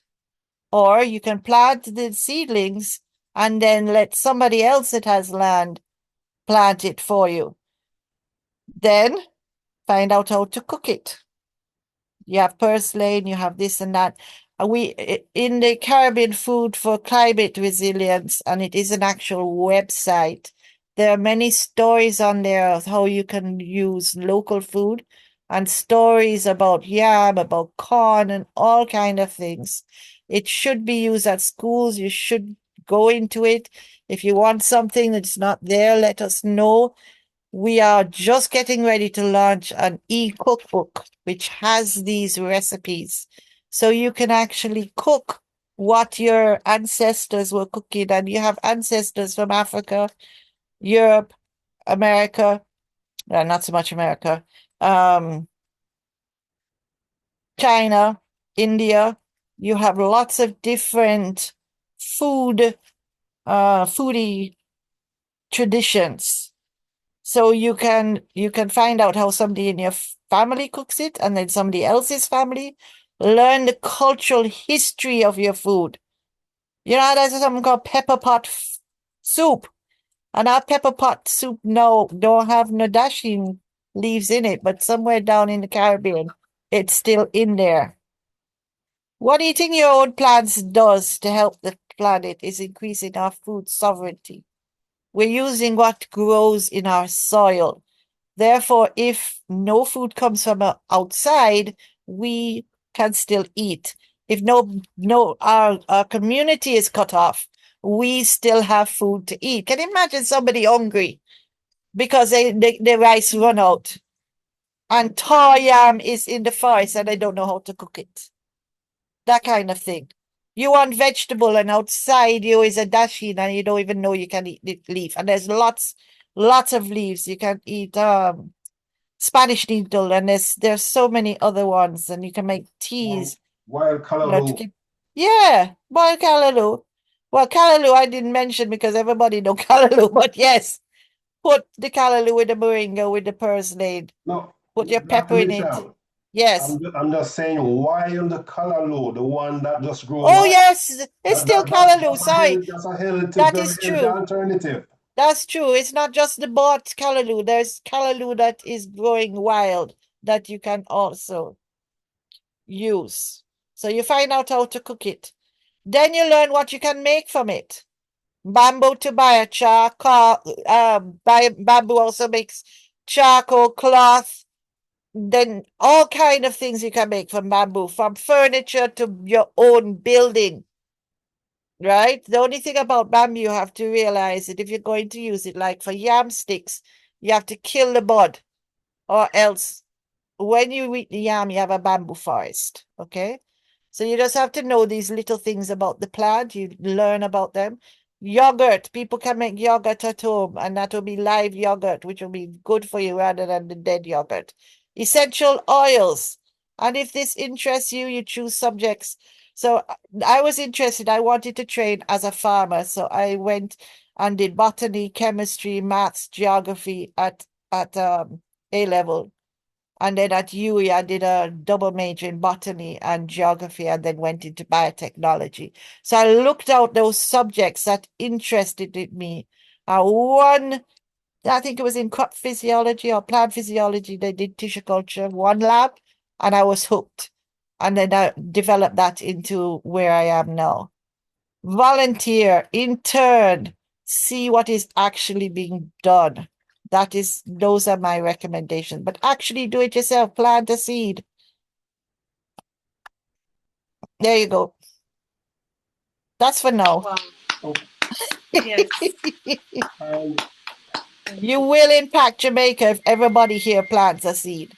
And that doesn't have to mean an actual, like the true seed. You can also plant a piece of yam. You finish your mother's finished cooking the yam and the piece of yam at the end. Throw it outside in your compost pile. You will see a yam vine come up, you know. Wow. Or Thank come you, and get a tissue culture yam from me and plant it at home in a guys. pot. You're here.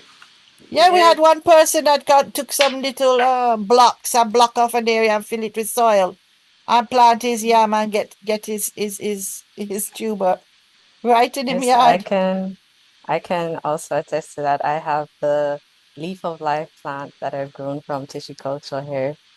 Yay! And leaf of life is very good for you. It's life.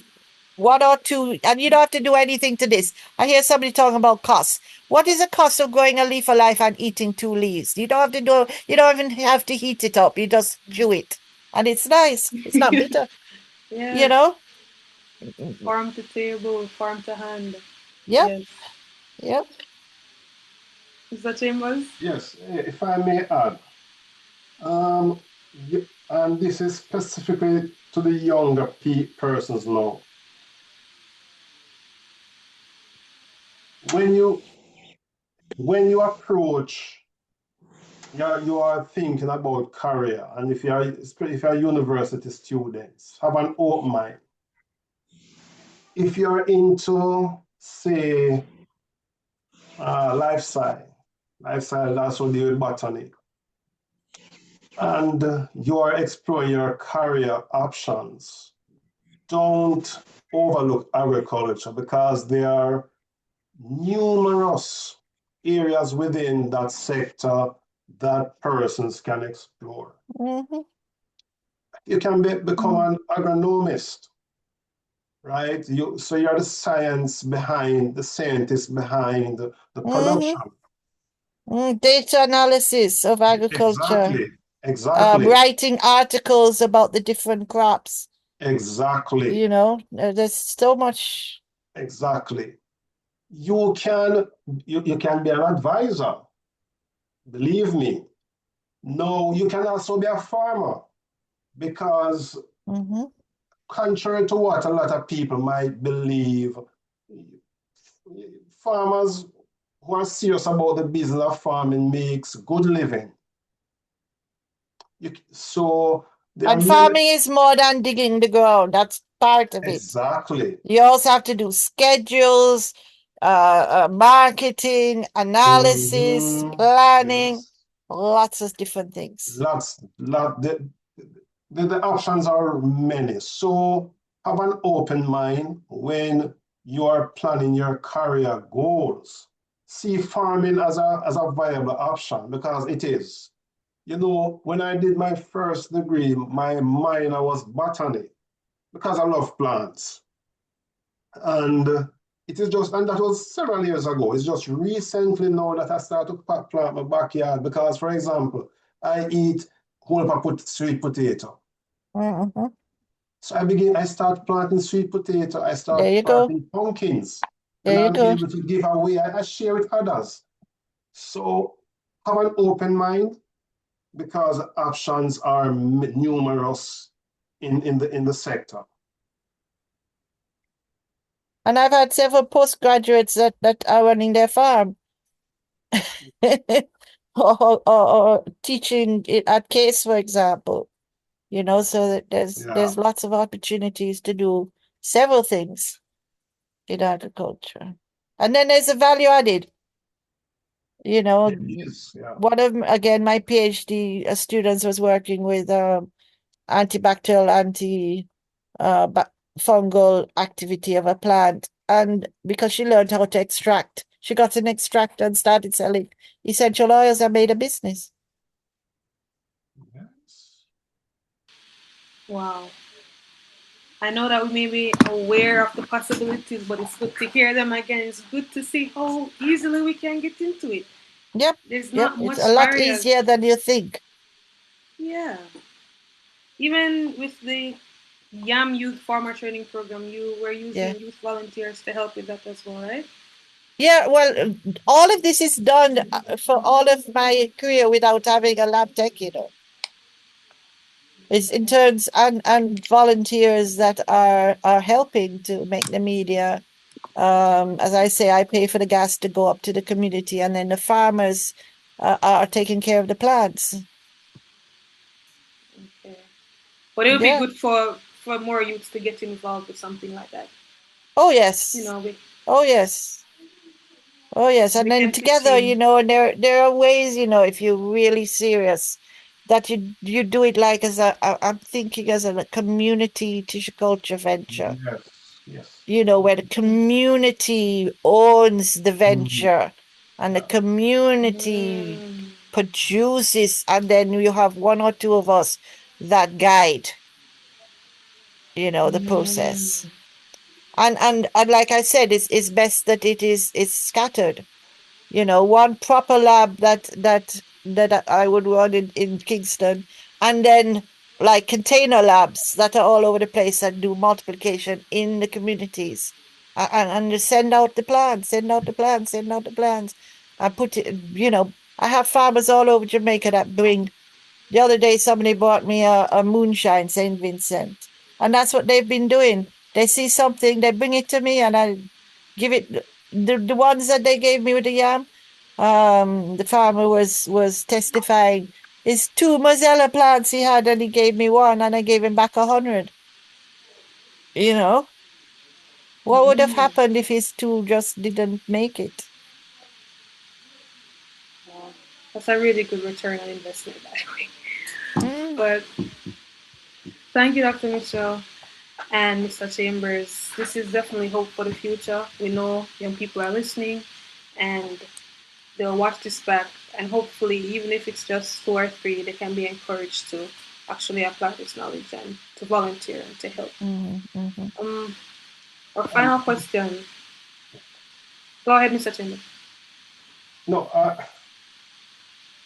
ask the final question first, because it might be something that I want to address. Okay. If you could recommend one priority investment in science, technology, infrastructure, or capacity building that Jamaica should make in the next decade to strengthen agricultural resilience, what would it be and why? Okay. I was about to mention that one of the areas that we didn't touch much on is infrastructure. I know we mentioned it. No, but your question falls right into what I want to say.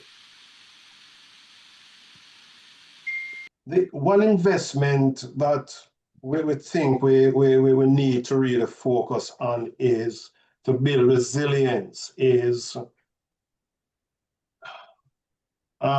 making our infrastructure more robust. For example, we know that greenhouse farming, and I've been to farms that focus mainly on greenhouse technology, and I've seen some beautiful produce coming from those farms. But these structures now, as we know them, are highly susceptible to the damage of extreme events. Hurricane Melissa showed us that. So I believe that if we want to be serious, if we want to be resilient, let us invest heavily in building infrastructures that can withstand, well, I don't know, categories of hurricane. I don't want to say a category 5 hurricane, because that one was a freak of nature. And it showed us that we can get a Cat 5 hurricane. But let us invest in one, infrastructure. Let us invest in technology, agri-technology, and let us Dr. Michelle said it earlier, let us invest more in community type farming, where the community comes together and own that production. And perhaps, over the next 5-10 years, we would see our sector becoming resilient. And also let us invest in training those who are in university, those who are in the community college, who are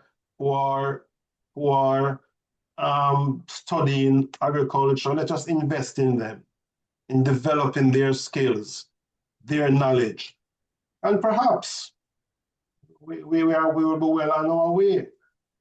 And even irrigation, let us invest in these things. All right. So, first of all, your greenhouses you're talking about, are they glass or they're shade material? They are mostly shade materials. Some are glass. Right. So the glass houses are greenhouses, and the Yes, shade some are material is glass. shade houses. Yes. And my farmers, their recommendation is to design the shade house in a way that it can be collapsed easily. Ah. because once it is collapsed Yes. easily and put down on the ground, then you have a lot less problem with the wind. And afterwards, you can easily put it back up. So again, we need to talk with the farmers that have knowledge. And this brings me to something that I just was trying to say, something that we need an investment in that I think the young people can help us with. You have started the initiative. We need an agro science, technology, infrastructure, and all the other ifs that we have been talking about today, journal. But a journal that is not complicated and difficult to get a paper in. Most of our journals are very complicated and hard to publish. We want that little publication about a shade house and how to collapse it easily, what kind of material can be used to make it, and you put it in there as a paper, and all of these other things, ideas that we have. So that journal, trust me, guys, it doesn't have to be paper. It doesn't have to be expensive. It can be like the briefs that we did that I sent you. 1-2 pages available. Anybody can pick up whichever one they want to look at. But for the big priority investment, I think that is needed is we need a proper seed saving and using system. Seed here including all planting progeny. I have so many students that come up here and the first thing I show them is a ginger plant and they don't know it from the rhizome. They have the ginger and they've never planted it. So these true seeds, yam head, ginger, banana suckers, plus all of these actual seeds. Not talk, but an actual working system that respects and builds on the seed saving habits of our farmers is not draconian. Every time we try to develop a system in Jamaica, we make it draconian. It has to be local. It has to not increase costs, not take away rights from the community members. That is available for every nook and cranny of Jamaica, even when sections are cut off from each other. You guys are going to have to do it, as you said, the youth. The elders can tell you what they did wrong and what they didn't know when they were starting out, so that you can help to bring these things to pass. And that's it for me for now.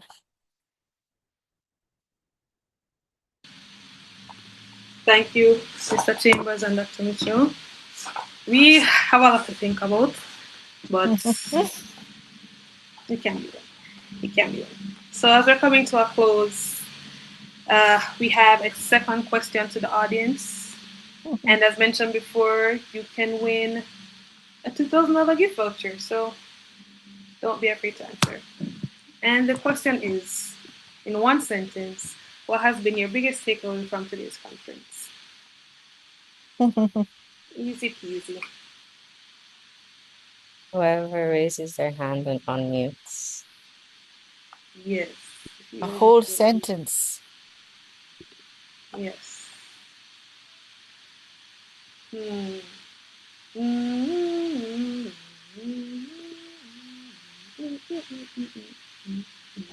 Okay, we have Chanel Allen.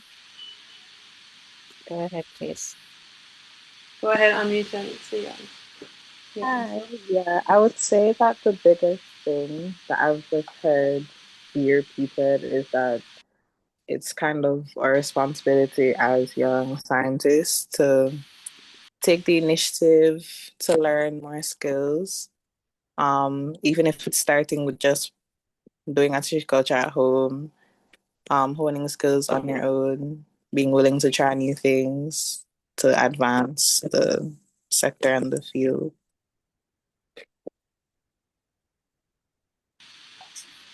Thank you, Chanel. So we have our second winner of the $2,000 gift voucher. And just acknowledge some answers in the chat. Sania Barnes says that agriculture can be resilient when the community is involved. That's a good one. That's a good one. All right.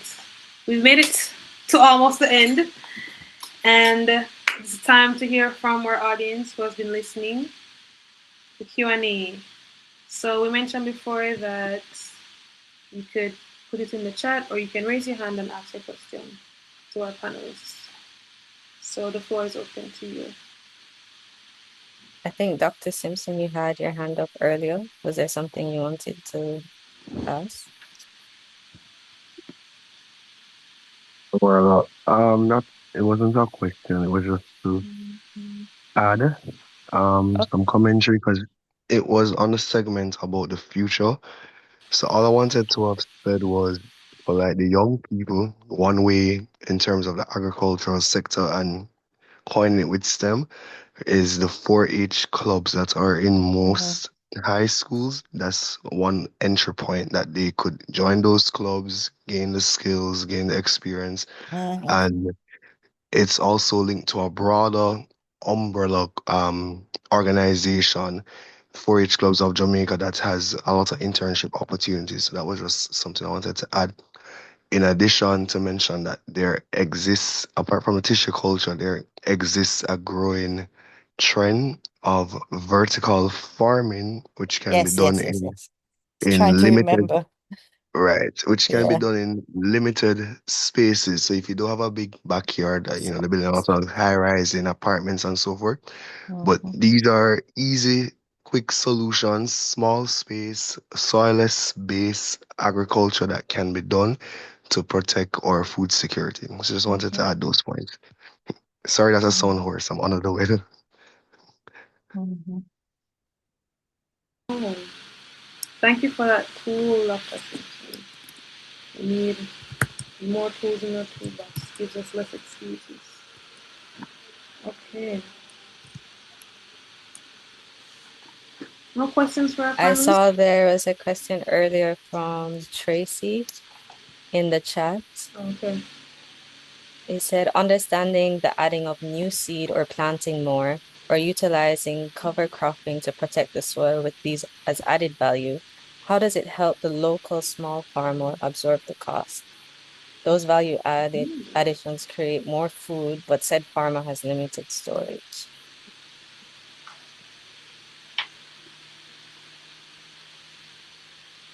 I think that would be directed to Dr. Mitchell. Yeah.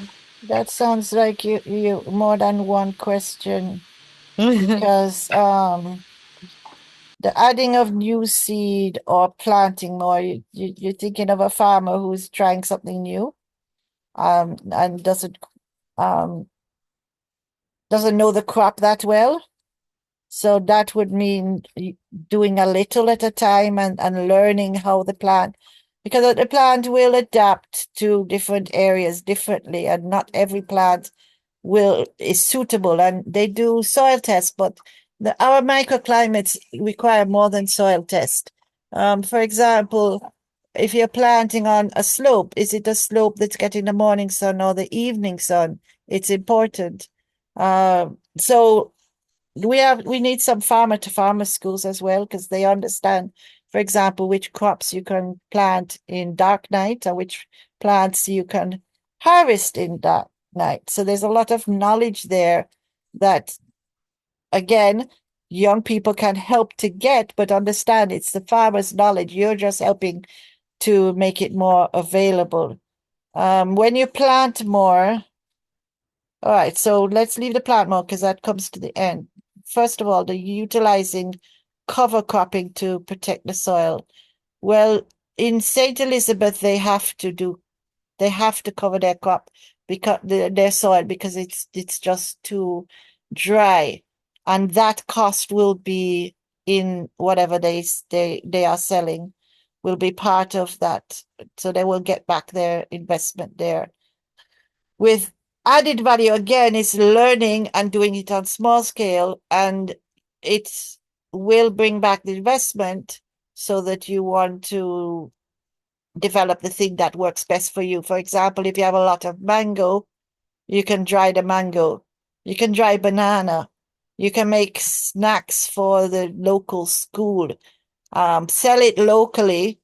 The labels you do it Bureau of Standards. So it's a matter of knowing who the different players are and who can help you. and then you can sell it locally, then you don't have the cost of the have to recoup the cost of transport. So those things are possible. All right, so how does it help the local farmer absorb the cost? Like that's what I was saying. The most one I see with the limited storage and the planting loss, you've planted and you try to sell it. I remember one time there was this project. They gave the farmers ginger, they gave them fertilizer, but when they came to buy the crop, even with those inputs, the farmer had already expended more money than they were willing to pay them for the ginger. So if they paid them, they weren't getting anything. They wouldn't do that again. But if they take that ginger and solar dry it, then there's another market. If they go and make, there's ginger tea, there's ginger beer, there's ginger snacks you can make with chocolate. So it's more the knowledge that they need so that they can make those value added, so they can hold on to the value for themselves. Because each time you move up, there is more money to be gained.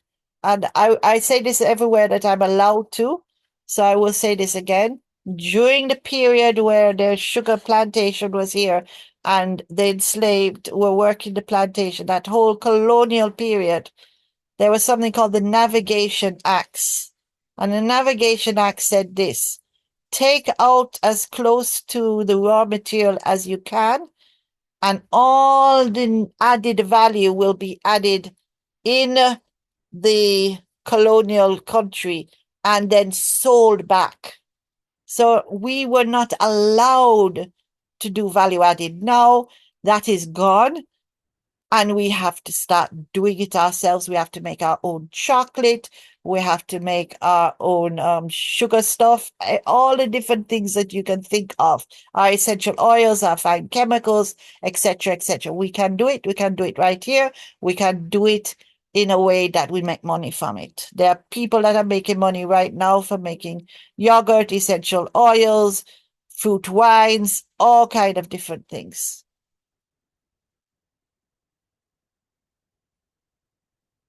Thank you, Dr. Nacho. For Mr. Chambers, one question I got for you. We have a hand up right here. Okay.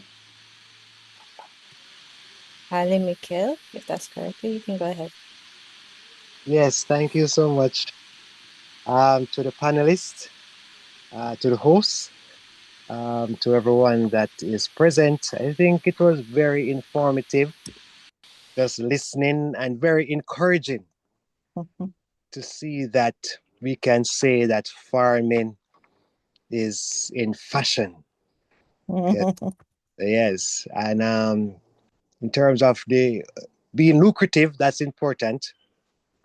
And also, we got a lot of tools to use to utilize what we have and make different products from it. So nothing is waste. That's very important. And also, when Doc speak about the seed bank, I think that's also important. And like it be a community or participation, as some should mention. If you plant it as a seedling, then you can give somebody else that has a backyard, and then it can move from the backyard to the farm, and just keeping ecosystem. And I think we as Jamaicans, we know we have climate challenges because it's very global right now. But if each of us do our small part, we can make a big difference. So I learned so much, and I am happy that I have joined this morning. Thank you.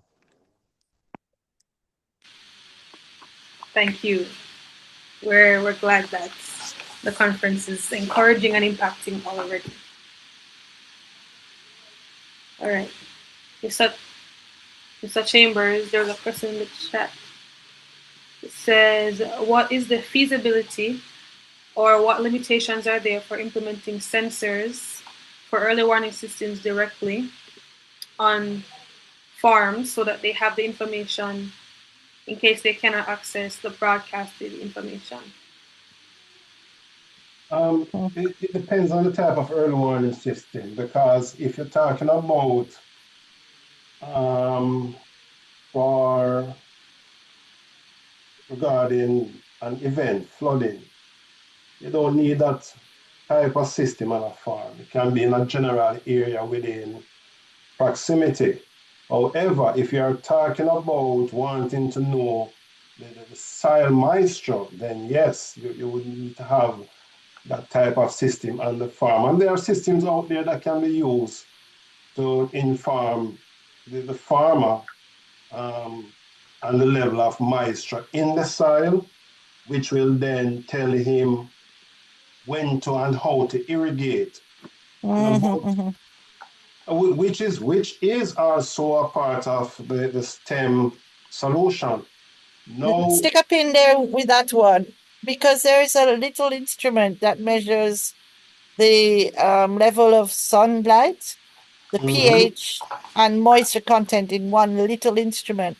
So I don't think they realize, or we are even realizing how far technology has gone and how useful it is.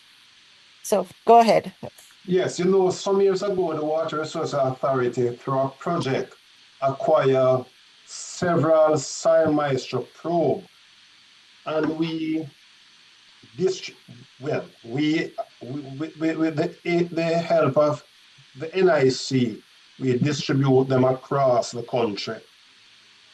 And the goal of those soil moisture probe was to help the NIC right, to determine how to irrigate. And I can tell you, we had to retrieve them because somehow they were not being used according as to the way that we wanted them to be used. Well, you can pass them through me and I will use them.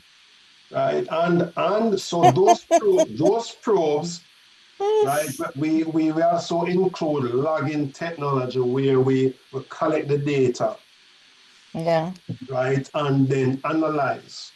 Right, but there are technologies out there that can be used to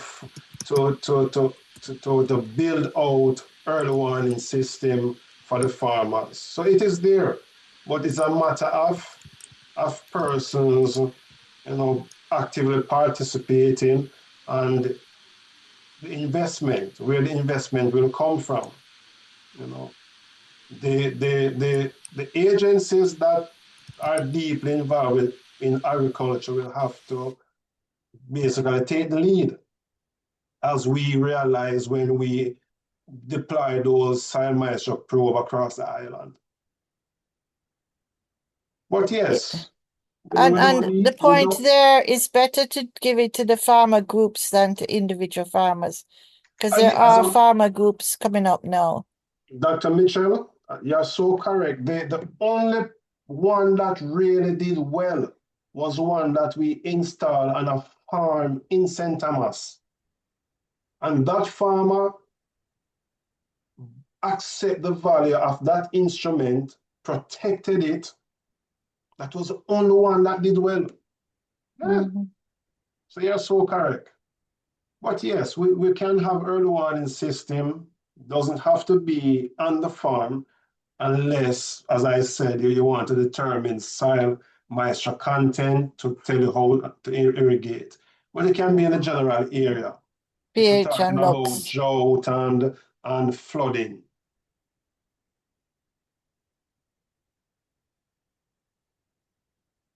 Okay. Thank you, Mr. Chambers and Dr. Mitchell. Your answers were very detailed, and I think that we have definitely learned a lot. And thank you to our interactive audience, for those who answered the questions in the chat and who unmuted their mics. Remember that we'll be contacting you about your vouchers. Now I'll hand it back over to... Okay, thank you, Gracelyn. Thank you. And I'll hand it back over to Marla to do the official closing. Thank you, everyone. Thank you, everyone. So as we're coming to basically the end of our conference, I want to kind of just highlight and reflect on what we've heard today. As we know, like hurricanes and extreme weather events, they're an unavoidable part of our life here in Jamaica and just the Caribbean. And as climate change currently continues to influence like their frequency and intensity, we have to be able to prepare, adapt, and recover. And then this is true, especially within our agricultural systems, because they face increasing vulnerability and we have to take the action.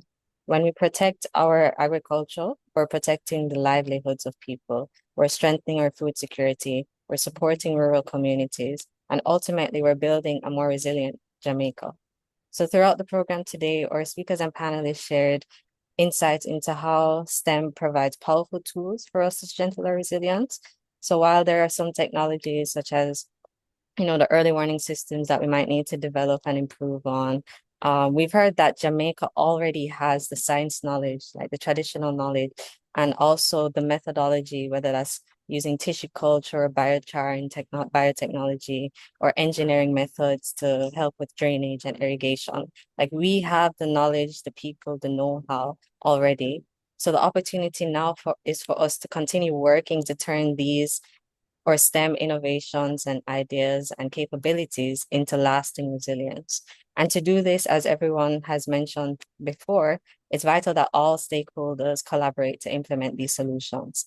In that way, we can make it truly accessible and impactful.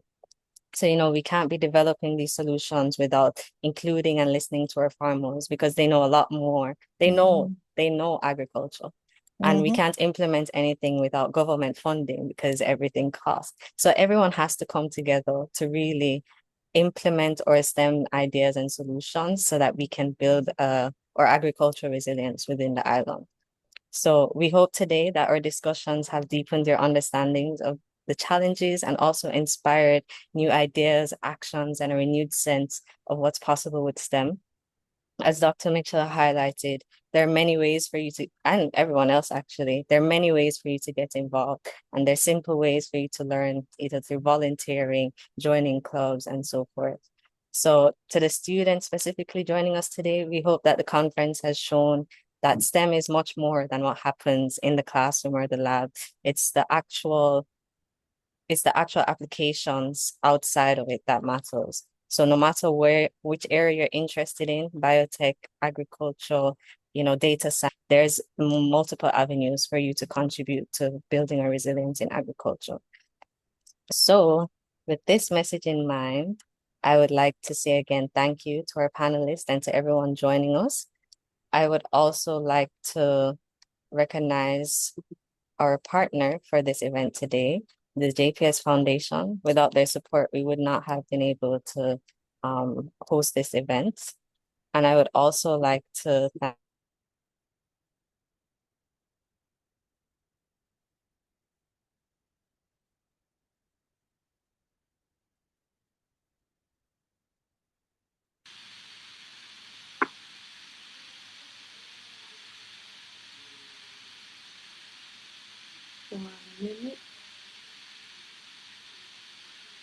Hello? Marla, you're back. It's still showing. Can someone confirm? Yes, they are. Thank you. Okay.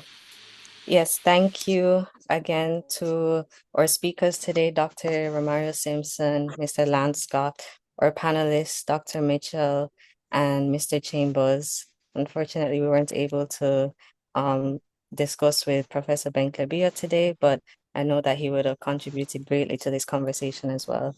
And thank you, of course, to Mrs. Lenica Scott. She is our supervisor for this event, and also the rest of the e-Biome team working behind the scenes to make this event happen. We hope that you'll take away the important message today that we have to work together to really build our resilience using STEM applications. So that concludes our event. I will say before you leave, if you could just scan this QR code and complete a post-event survey, we would really appreciate that.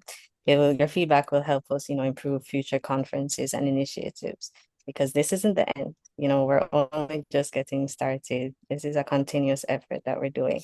So if you could scan and complete the survey, we'd really appreciate that. But otherwise, that concludes our S.T.E.M Solutions for Agriculture Resilience conference. Thank you once again, and we wish you a great rest of your day. Thank you for having us. Thank you. Okay. Thank you.